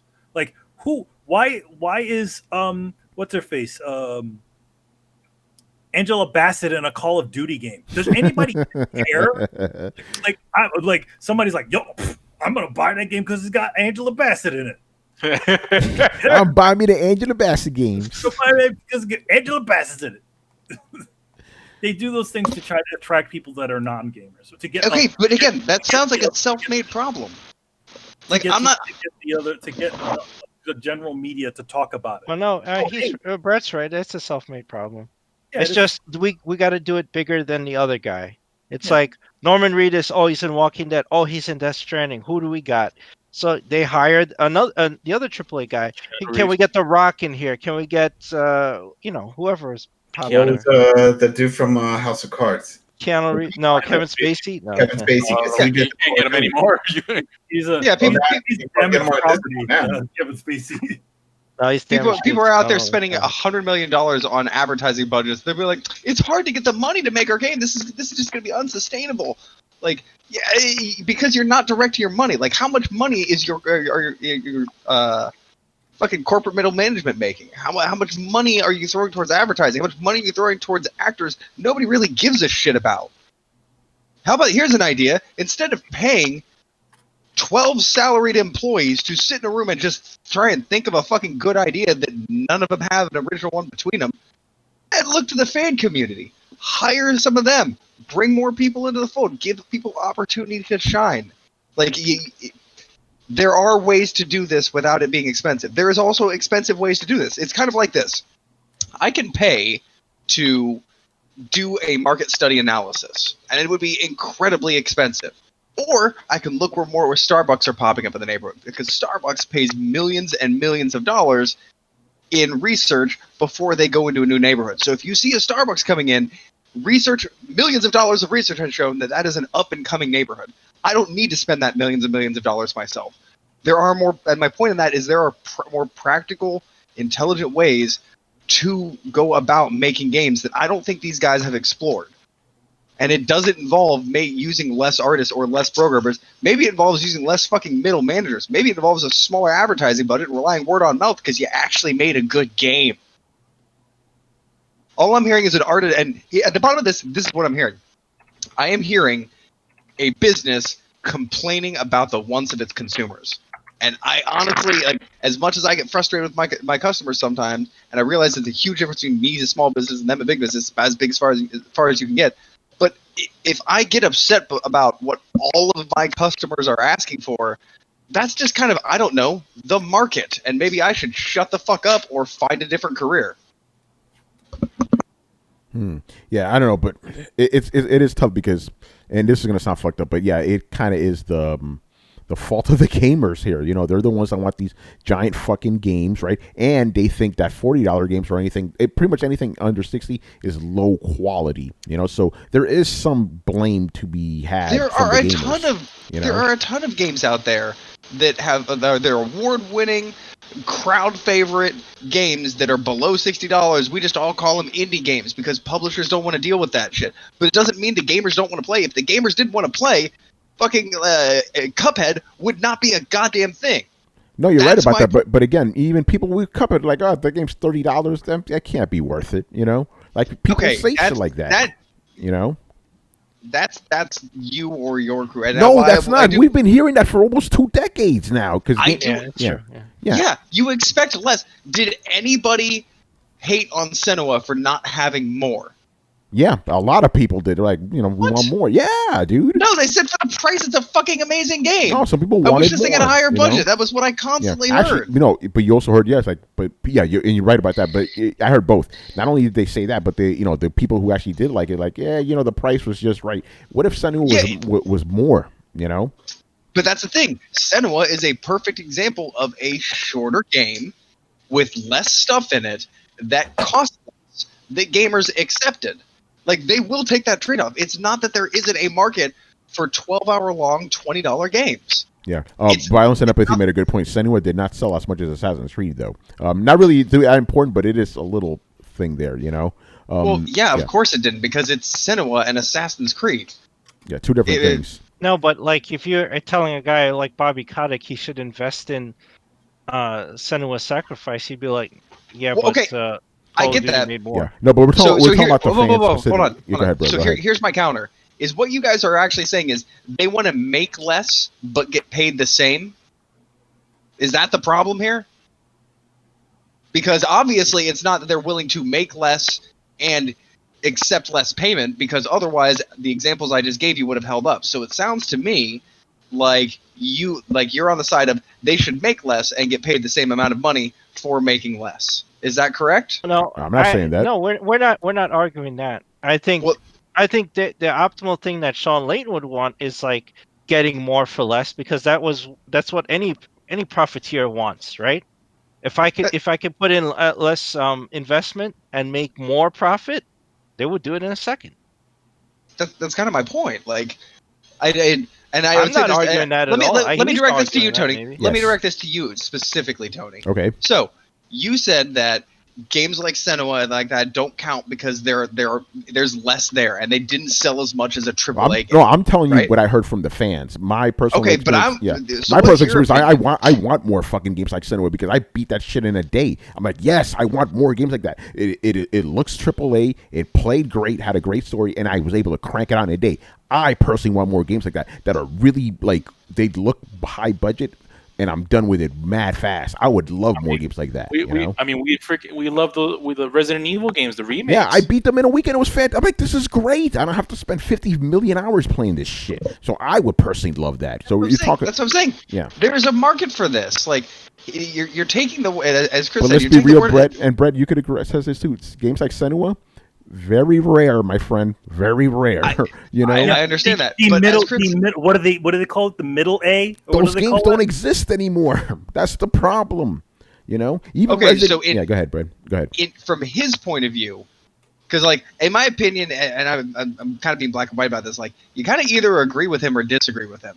So if you I disagree with him, because I think there's lots of ways that you don't have to spend 5 years and $1 million to make a game. Charge $20 for a game. If that means you get a little less, customers will accept it. It's been shown before. There's a market for games like that. People want some bite-sized games, not necessarily phone games, but things that they can beat in a week or a weekend. Games they can pull out and play with friends in just a little while. People like games under $20. The problem is, and has been, Walmart. And at this point, honestly, you're fucking cutting them out of the picture. So you tell me, and by the way, you're about to make much more money because Walmart's being cut out of the picture. Or at least Sony is. So you tell me what the fuck he's complaining about, actually. Other than wanting to see this. Because you guys seem to be taking it like, oh, I would love for there to be more diversity. Well, no shit. All of us would love for there to be more diversity. But the thing of his argument that I'm siding with, that I'm agreeing with, is like, yes, I want some AAA games that are 12 to 15 hours long. I agree with that, because the only games that are 12 and 15-hour games are indie games now, and I'm not trying to play no indie game. I want some AAA shit, you know? But you're missing, and this is one of the rare instances where we say you don't have to take some of Cup A to fill more of Cup B, like that kind of thing. In this instance, that's exactly what he's saying. So where do you think the money would come from? Where would you like to see less effort? What games would you like to see be traded in for 12 to 15-hour games? Or what games do you want to see shortened down to 12 to 15-hour games? Well, as we talked about, a lot of games that are now, you know, specifically these big open world games, they have a lot of fluff, right? What if you have less shit in those games and they cost less to produce, but you can still sell them for $60? That way, gamers could actually play more games, so they have more time to play games. The publishers get the same amount of money, and gamers get better games because there's not all this fluff in there. You know? Okay, so you're saying that they should do less and get paid the same.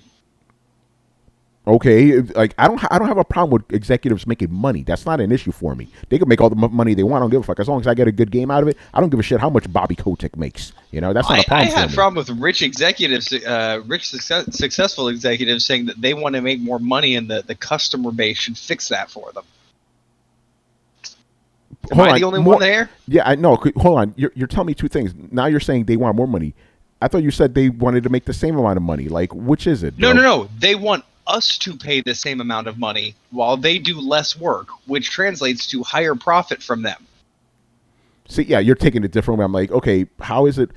Okay, it would be less work, but it'd be better games if you don't have all this fucking fluff in there. Understand? No, you're just assuming that. No, that's what it is. Look, if you play Did he say that? Did he say that at any point? No, I'm telling you this as a person who plays video games all the time, that a lot of games that are out now have a lot of fluff. The assumption of a person who plays video games a lot of times. No, the reality of a person who plays video games all the time is that a lot of games have a lot of fluff. You're going to actually debate that? That is true. Yeah. But what you are assuming is that they'll just remove that fluff and no, I'm not assuming that. I'm saying that's my solution. I'm not saying they're going to do that. I'm saying you guys want to, have shorter games, right? And you want to, with less budget that take less time to make. This is what you do. That's my solution. I'm not saying that's what I'm assuming. I'm telling you that's what I would. You want to have a solution. That's what you do. You want a game that takes 3 years to make instead of 5. Take out half that shit. And you can still charge $60 for it because it'll still be a 100-hour game. That's what I'm trying to say. That's my solution to it. I mean, all right. All right, man. We're not really going to get anywhere, so let's. Well, I'm curious. Does anybody else I haven't heard, but I've yelled a lot, so I didn't hear what get much. Many other people yelling. Sorry, you couldn't hear us over your yelling. Yeah. No. You guys said some stuff. I didn't hear a conclusive one. I'm curious. Damn. Hold on, real quick. I'm sorry, I have to read this. Irrelevant Native says Tony is offering solutions that angry Mike Man just being the issue. Okay, hey, Brett, you're angry Mike Man? No, he's Brett the Podium Man. Yeah, man. I pull out my soapbox. Yeah. Yeah. And this is Carlos the mic dropper. Oh. Yep. And it's Tony is offering solutions. I'm just not happy with his solutions because I feel like the gamers get the short end of the stick with his solutions, unless you make some very wild assumptions about people who like making money suddenly not liking to make money as much. Like as Chris said, like if a profiteer has a chance to make more money, they're going to. It's interesting. Like I just look at like how games were back in the day, right? You were playing, for a 6-hour game, you were playing $60. For a 30-minute game, you were playing $60, playing more than that in the 80s. So it's like, at some point, we were paying these sorts of prices for different length games. If you got Super Mario Brothers. And then you got Final Fantasy, one of the Final Fantasy games. Both of those games cost the same amount of money, and nobody questioned it. And gaming prices have not gone up in like almost 20 years. They've been $60 forever. Was it like? It was like, I think in the PlayStation 3 era it went to 60 because it was 2. In I don't know. In the 2 we still have $50 games, right? PS3 is when it became standardized, but. But it did start in the PS2 era. It was like, let's put some at 60. Let's see what happens. And that became kind of standardized, you know. But then again, since games cost so much to make, what do now? They throw DLC, season passes, all this other shit, you know, to make up for the cost. Anyway, let's move on because now people are getting angry in the chat. Move on. All right. I have something to say because I've been quiet like the whole time. Oh, Brian. Of course, I've been sat here in the back. Yes. Tony, one more thing. All right, go ahead. Okay, here's something that no one seems to have talked about. Why not spend less on the game marketing? Because it seems like that's where all the bullshit just comes from. I'm all for that. I said that! It's off the chain. Okay, cool. Yeah, Brett said that. Yeah. Do that, because again, like, what was it, like, for Destiny, like, half the game budget was marketing alone. Oh, it's becoming like Hollywood. That's standard in Hollywood movies. Half the budget is marketing. Yeah, just don't do that, because I feel like that's where these companies are coming from and crying, like, oh, games cost so much to make. It's like, no, games don't cost much to make. You're just making them cost that much to make because you want to market them everywhere and then yell about how many millions they make. Like, no, just don't put that much money in the marketing. Like, stop these damn E3 shows where you just have fireworks and cars coming from the roofs. Stop that. It's useless. Stop paying these YouTube guys to come in and like talk about your game. Stop paying damn basketball to come in and talk about your games. No one cares about that shit. Really. Yo, Brian, you mean you don't want John Bernthal with his dog to come in and talk about? I don't want LA to talk to me about FIFA 30. Dear Lord, no. Enough with the Pele.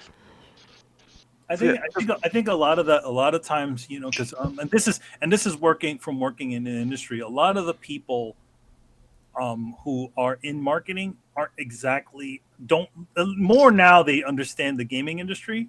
But there are bigger studios where you find that to get attention, they'll do stuff like that. Well, they'll hire Pele or they'll call up Patrick Stewart or something like that to try to get the mainstream appeal, to try to get it into more places in the media, in popular media. So you're saying that we shouldn't have games with budgets big enough to get a very bored Peter Dinklage to play a robot? Is that what you're saying? Yeah. Yeah, Peter Dinklage. We should even pay Peter Dinklage to be there. I'm sure he cost a shitload of money. Yeah, exactly. You know, he did a couple lines. You know, the wizard came from the moon. Oh, and he got dubbed over. And he got dubbed over in the end. He got dubbed over by Nolan North in the end.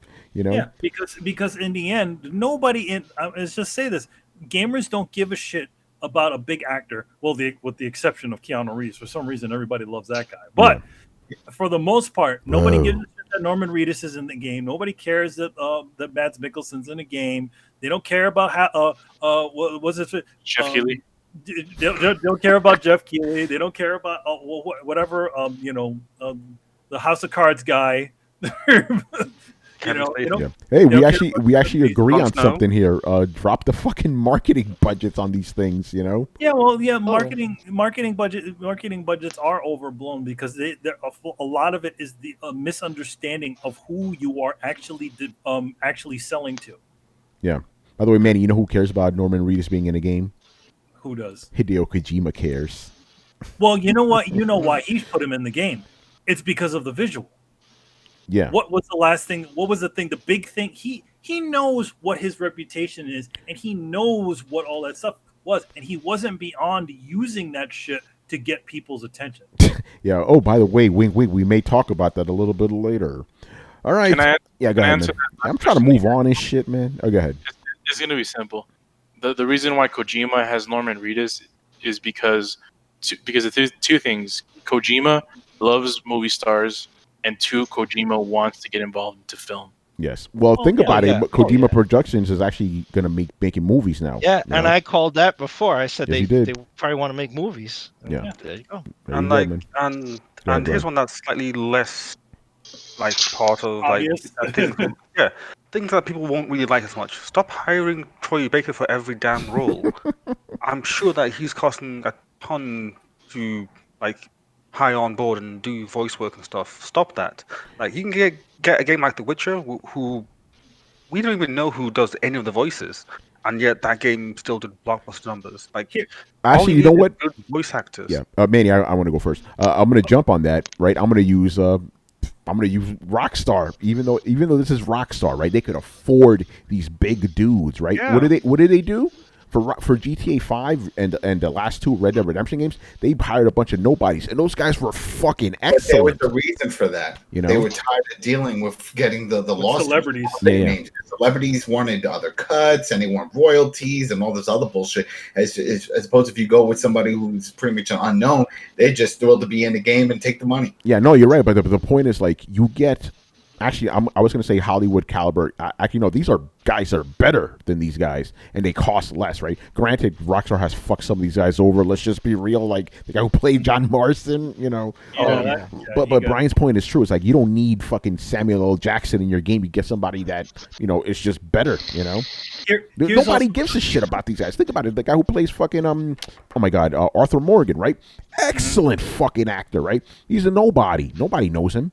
You know, here's the other thing. Actually, another thing to know, and this is also industry stuff.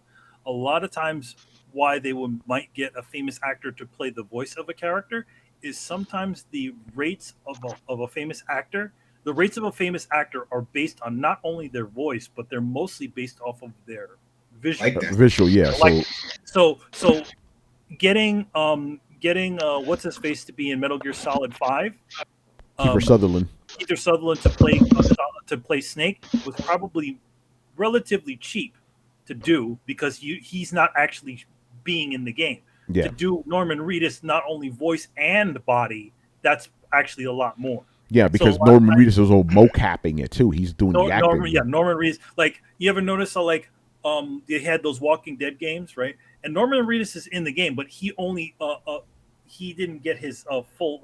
He's not playing the role. He has somebody else doing a voice alike, and he's only loaning his likeness to the game. Yeah. Which is again not as expensive as getting both. Yeah, and if you see, if you play Death Stranding, like if you've seen a Walking Dead, you're like, oh yeah, that guy even moves like Norman Reedus. It's because it is him. Like all his little mannerisms, he does. It's funny, but there's a little smoke screen that no one notices in the credits. Norman Reedus is not always playing himself. Oh really? Yes, there are multiple voice actors for every not voice actors, but there are multiple motion actors for them. So I don't think Norman Reedus did all the motion capture for himself. Yeah, but I think for the main stuff he did. Yeah, he did. Yeah, I think for sure. he did a lot of it, but there's probably a lot of incidental actions. Every single actor has it inside of the game. They have a motion actor, what they call. So I think it's what it is. Norman Reedus, yes, they had him for a certain amount of time to do key moments in the game, but other times it's just a stand-in. You know what's funny about that? You know what moment really made me go, oh shit, they really did mocap this guy. When he's stepping in and out of the shower, he moves like Norman Reedus. The way because Norman Reedus does these little jumps and shit. I'm like, oh wow, he moves just like him. Just because it is him. Anyway, does anybody else have anything to say on this topic? One small asterisk to my previous statement. Yes, apart from Agent Broyles. Yeah, of course. Yeah, he's in everything, man. I'm in everything.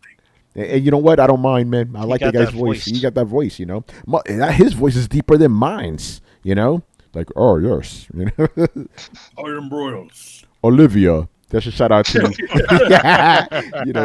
for those who know, you know. Oh, man. All right.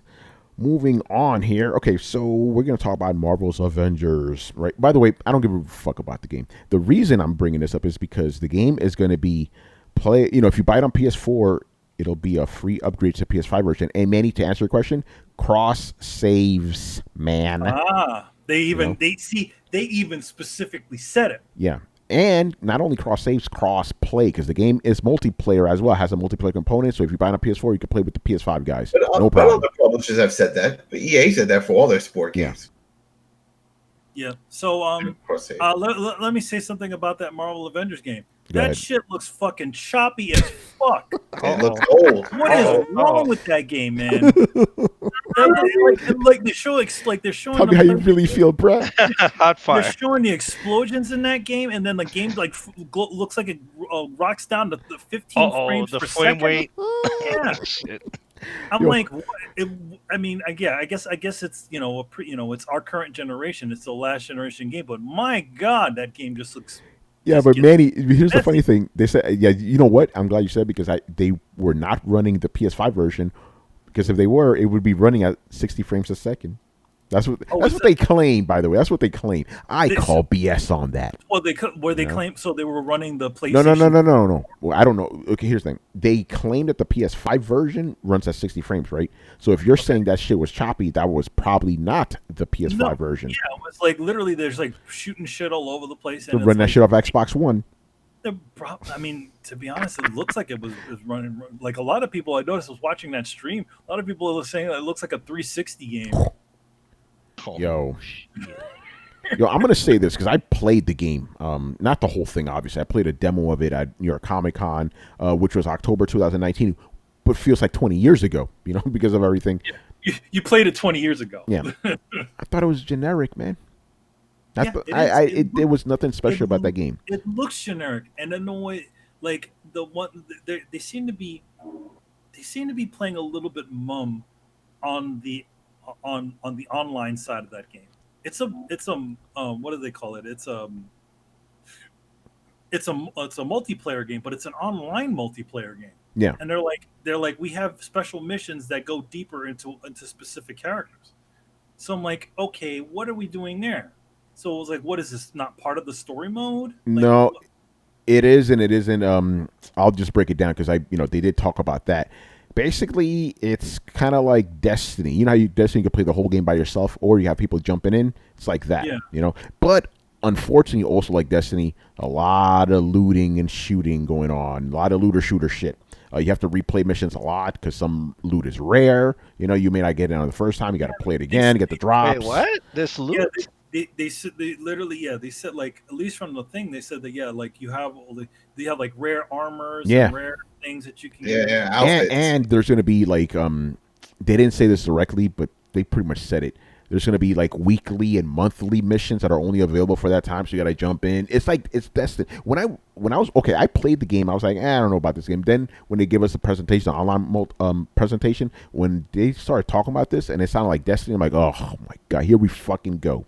Here we go, like weekly missions, updated missions, special armor, missions you could only do with other people. It's like, oh my, raids, all that. It's fucking Destiny, bro.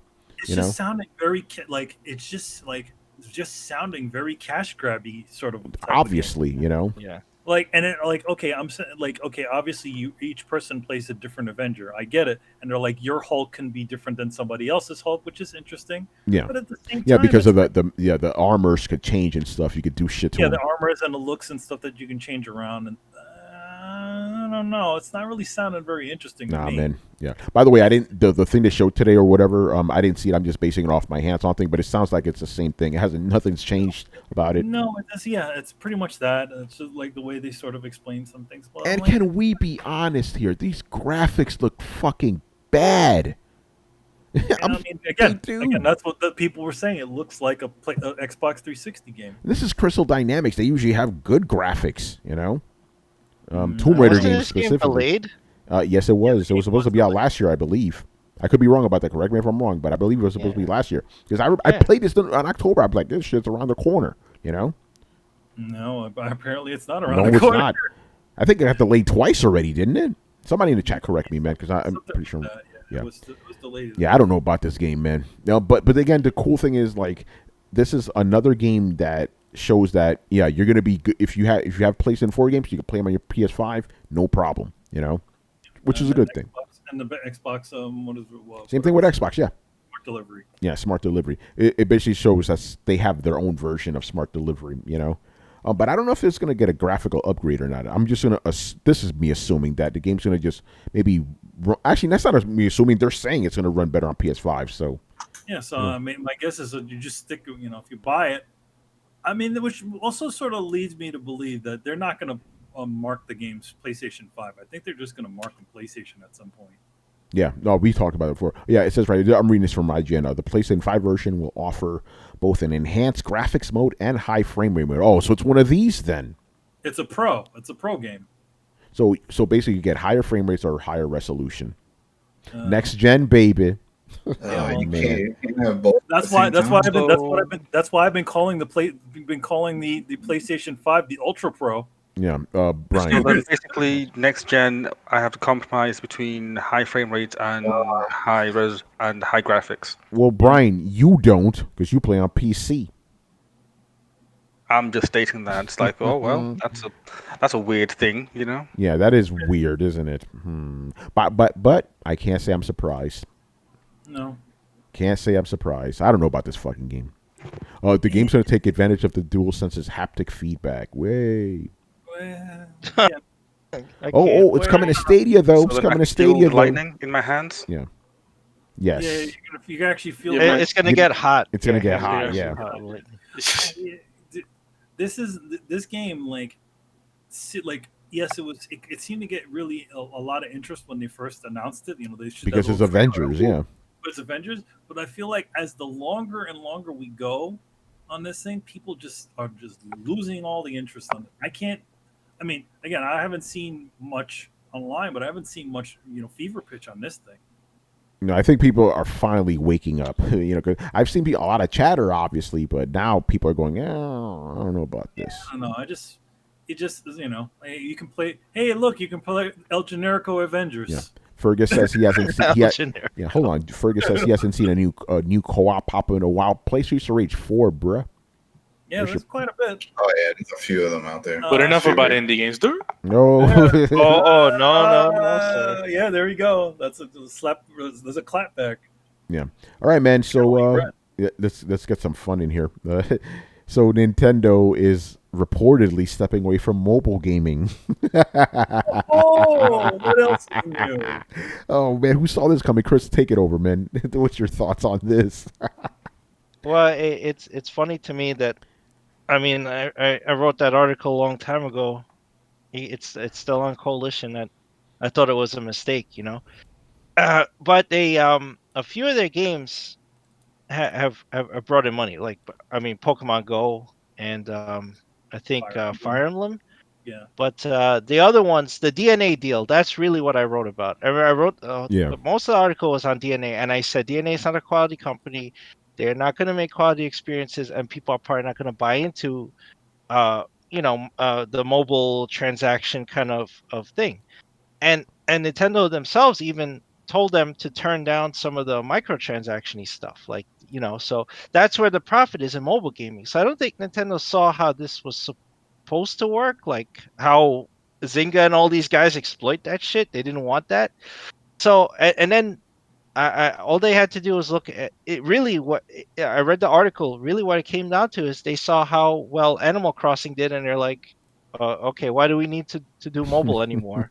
And it's like, but you never needed it in the first place. That's what you needed. You needed to do your experiences on your system that you built. That's where your strengths are. Your strength is not making a cheap fucking Super Mario Runner or some other bullshit on mobile. Like, people wanted, you have Dragalia Lost. You could have put that on the Switch, and you'd have a quality RPG. Instead, you put it on mobile and you put microtransactions. Nobody wants that shit. Now they did. They have made a good amount of money off Pokemon Go and things like that, but it's like that's not comparing to how the Switch is doing. So they're really like, you know what? This DNA deal is no good. Which I said that years ago, and I remember I think that was another thing I was supposed to get fired for. So there you go. The fruit bore. It was not so tasty. Chris, you're right. Nobody says I'm right. Yeah, because you wrote that article and you talked about it, right here on Throwdown, about DNA specifically, or Dino, whatever the fuck they're called. Yeah, and that's specifically what they mentioned in their release after the financials. Remember, I did the financials. I showed you. Yep. that the mobile. I was surprised how much money it's made, but what I was more shocked at was how well Animal Crossing sold. At that point, it was like 12 million. I was like, Jesus Christ! All right, so. They looked at that and they're like, yeah, we don't really need to do this anymore. We don't need this deal. So, you know what? I won't miss it. Let's say that. I don't play a mobile shit anyway. Fuck that shit. Yeah. I have a question. Uh-oh. Is Pokemon Go Nintendo? Well, per se? it's profit shared between Creatures Inc. and Pokemon Company. It's all shared between them, so it's not exclusive. Like where they would get exclusive profits off of Super Mario Run and Dragalia Lost, I think, and Fire Emblem. Yeah. So, but no, Pokemon is a different animal. But that was probably the most profitable thing they had taken part in. But they have to profit share that. Gotcha. Can I just ask something like just really quickly? This has nothing to do with the current conversation, but goes back to No. what Manny was saying on the previous topic. That Marvel stuff, the gameplay seems to be PS4. I'm seeing lots of R1 and R1 icons and style type icons. Yeah. Because I know that they try and like blur out the actual button icons themselves, but then Mhm. one frame they didn't do that, and you see R1 and L1. Yeah, well, it's not running. It's not running well. It ain't running on no PS5, you know. That ain't running on a PS5. Yeah. Anyway, that's PS4 Pro. Oh right. Oh, shit. Well, how come they didn't pull out the rope-a-dope and run it on the PC and say it's a PS5 like experience? They can't get the PC version to work. You know. Probably that's probably the answer. Yeah. It's probably worse. Like, oh shit, can't show this. It's like, shit, this ain't working. Hey, is that Rich in the chat? What's going on, Rich? Yo, man, Rich is on the chat. Hey, yo, Carlos, stop asking Fergus if he's going to Korea. He ain't. Nobody's going anywhere this year, man. Yo, man, I No, need to know. it's canceled. 2020 is canceled. Fergus, I think he's been going for like the past 37 years. So I want to know this if year it's gonna with the Rona. I don't know, man. Right. Anyway, I don't have anything worse about Nintendo Mobile. This shit was coming. All right. Next up, this is a weird story. Kind of, to me at least, is weird. So, Oculus, Facebook, whatever you want to call them, they acquired Ready at Dawn. I'm like, okay, that was weird. That was weird, you know? Well, I don't actually find it that weird. And I know, here's the thing. Ready at Dawn officially is not in really a lot of our radars currently, but they did make a really good award-winning full-on VR experience for the Oculus. And that was I can't remember the name of it. You think that's the reason why this happened? Oh yeah, they've been doing some pretty decent VR stuff, and I think that's what they want to do. And I think it's called Lone Echo, right? Yeah, Lone Echo. Yeah. That game is actually a really long game, and it takes advantage of all the different things that you can do in VR, and that's what a lot of people said. Oh my God, this is actually really good. It's not like teleporting to other places. It's actually, doing something that. Yeah, I'm reading about it now. Apparently, that was actually a really solid VR experience. All right, so I guess that makes sense. It's literally one of the best examples of VR / a gaming sort of experience too. Yeah. So my guess is that they, Oculus and Facebook saw this and they're like, and saw whatever else they're working on. They're like, you know what, maybe let's invest in it. And they're in a unique situation because, those guys already had developed AAA games. That's right. A lot of the other developers making VR games officially were not full-on AAA developers. Yeah, they're probably indie guys or AA guys. A lot of it's AA stuff. A lot of it is an external team. Like the Batman game was just a game, a tech demo that was not. Yeah, that was trash. I played that shit. I mean, granted, the Dark Souls guy did make a VR game. He did make a PSVR game, but that's not their wheelhouse. These guys made AAA games, and they made a really successful one. So I'm sure that again, Oculus and Facebook said, "All right, you know what? Why don't we just pull the trigger on this because they're doing this amazing work? But we want this to be the cornerstone for what VR is or VR experiences are." Man. All I'll say, there goes my hopes for the Order 1887. Yeah. Oh god. Actually, here's the thing though: your hopes for Ready at Dawn making it, because I think Sony still owns the IP. Yeah, Sony still owns the IP. Oh, okay. So you may get it. Well, it'll just be someone else. Yeah. Actually, could you imagine? They're like, "Hey, Sucker Punch is going to do it." I wouldn't be against that. Like Infamous. Yeah, Infamous, man, I wouldn't be against that shit at all. Yo, I mean, would you? Because I mean, they'll stretch from a 3-hour experience to like a 60-hour experience. Yeah, no, they would, but that game could use a little bit more. Let's just be well, it's like a movie, man. It was a movie. What was it? It's a movie with some gameplay in the middle. Oh, Yeah. Listen. I liked that fucking game. It was good. I But, like that game. but I understand the It was complaints. You know, yeah. I like that. I cranked that shit out. And like, you know, for me though, because I took my time and shit. It took me about like 10 hours, I believe, to beat it. You know, but I was everywhere looking and shit. Yeah, I mean, the one thing about the game is that there's not really anything to look at. Yeah. It's pretty much like it's Gears of Werewolf. Yeah. Gears of Werewolf. Man, all right. So good luck to Ready at Dawn, man. By the way, yeah, go ahead. I mean, yeah, the biggest disappointment and all. I mean, I'm happy for them that they kind of got a big thing going, but at the same time, it's like, man, I kind of want to see them make more games. Since now we're just gonna see them making VR games. Yeah, unfortunately, you know. But hey, good luck to them. One thing about the Order 1886, this is something Chris and I talked about, how the ending made us be like, yo, this dude's going to turn into Batman, you know? Mm-hmm. Yeah.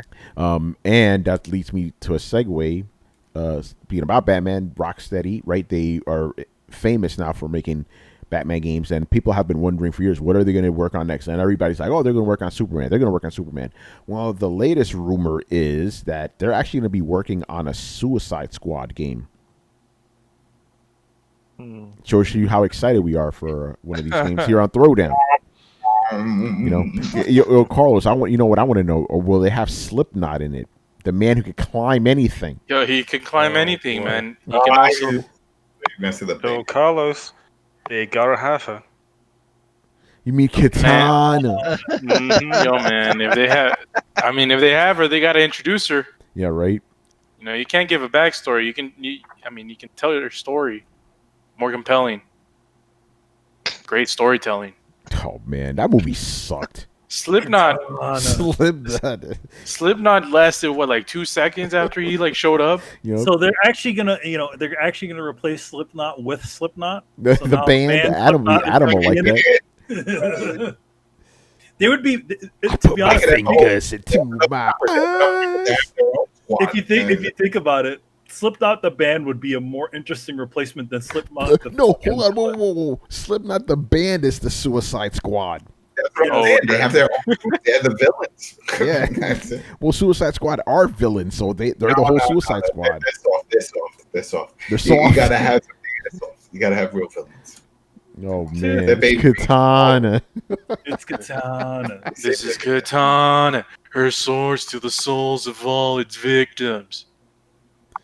Fuck that movie. All right, that was the Altered Carbon guy too.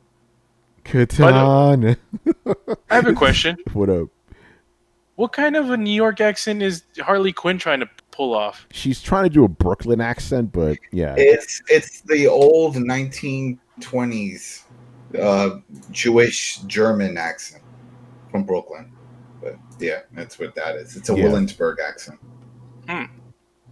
Very interesting. Well, remember that accent works with like Batman the Animated Series where she debuted, because they were supposed to be, even though like it was weird because it was like old timey but also new, you know, like they had televisions but the TVs were in black and white, but then they still had blimps and shit, you know. They still had computers. Yeah, they still had computers, but the computers were in black and white. It's like what? It's crazy. Anyway, this is a rumor, so take that how you will. Is anybody excited about that? Because I don't care. You know? Nah.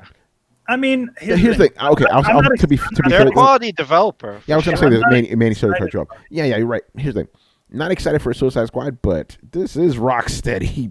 They're pretty fucking awesome. So maybe it'll be good, you know? But I mean, you know, like, yeah, I can't say that I'm all that. I mean, I know people love Harley Quinn and all that stuff. I mean, she's Lady Deadpool. But at the same time, it's like, yeah, you got to, something's got to give on that. I hope that if they do get her in there, she's a lot better than she was. Yeah. Well, I mean, if this is Suicide Squad, go ahead, Chris. Well, I will be interesting. I'd almost put money on this will be a better game than Avengers. Oh, without a doubt. This is Rocksteady, dude. Come on. Yeah, it'll be a quality game. Even though we don't give a shit about Suicide Squad, it'll be a better game. Yeah. Yeah, see, that's why I'm conflicted. I'm like, I don't care about Suicide Squad, but it's Rocksteady, man. These guys are fucking legit, you know? I mean, I mean, to be honest, I mean, it's still, if it's going to be modern Suicide Squad, it's going to be some sort of connection to Batman, isn't it? Yeah, and Batman, hey, you never know, right? You never know. Maybe the main villain is Batman. Holy shit. The night. It'll be Kevin Conroy, too, you know? That was awesome. All right, moving on. Actually, our last story. This one's kind of interesting. So, some light has been shed about the real reason Hideo Kojima left Konami, or why Konami fired him. Pretty interesting. So I'm going to I'm going to run through some of the bullet points here, and then we could discuss. And we talk about it. Yeah. Okay. So PT was developed in secret by a small team, and a very limited number of people knew it was going to be released. Important people at Konami who needed to know it existed did not know, and first found out when it was announced at Gamescom 2014 alongside the public. This is apparently the straw that broke the camel's back when it came to Kojima's relationship with Konami.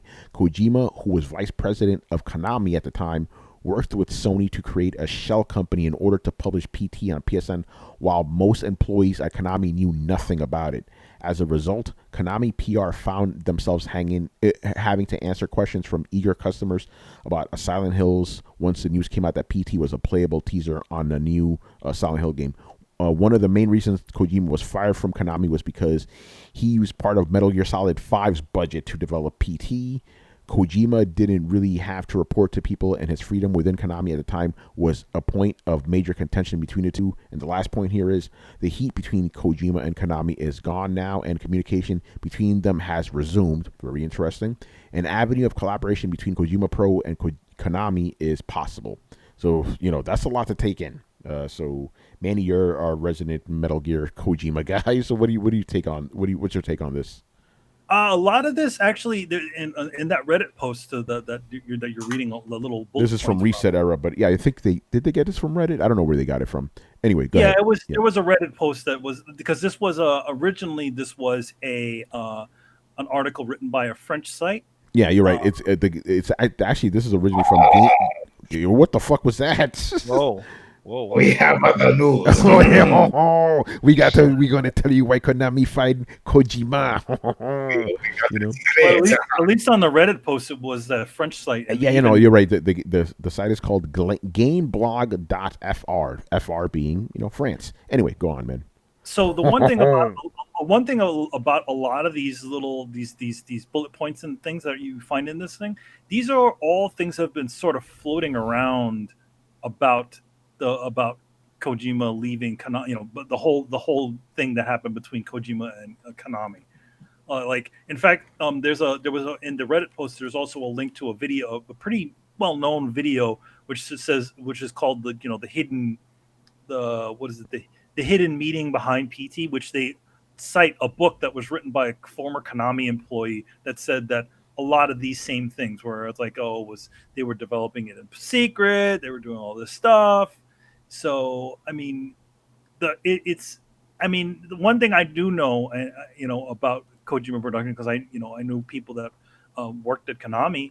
I do know that it is possible that Kojima could have developed PT in secret, because at least from when they visited Japan, they said that the Kojima Productions section of the office was like had crazy security. Nobody could go in there, just walk in. And they said it was really because of, just to keep, so no leaks happen and all kinds of other things happen. So, yeah, there's a possibility that he could have developed that game underneath their noses and just, put it out during all this other stuff. But again, that's not really sort of confirmed. And not to mention, Kojima Productions actually said, which is crazy, they actually said all that shit that's written in there is bullshit. They literally made a Twitter post about it and said, hey, yeah, all of that stuff is not right. Yeah, they literally came out, and they were fast about it. And it's funny, and as you mentioned on Twitter, they don't usually do that. They don't usually address rumors at all. Kojima never, whenever asked about Konami stuff, he never answers those questions. He never comments on any of those theories or any things that happen like that. He never talks about it. Yeah. So this is the first time that even his company even acknowledges any of this stuff. Yeah. And, if you were to be a little bit of a conspiracy theorist out there, you may say, hey, that's a sign of something. Take that how you will, but it is interesting how they never responded to anything until now. Yeah. The one time that it did.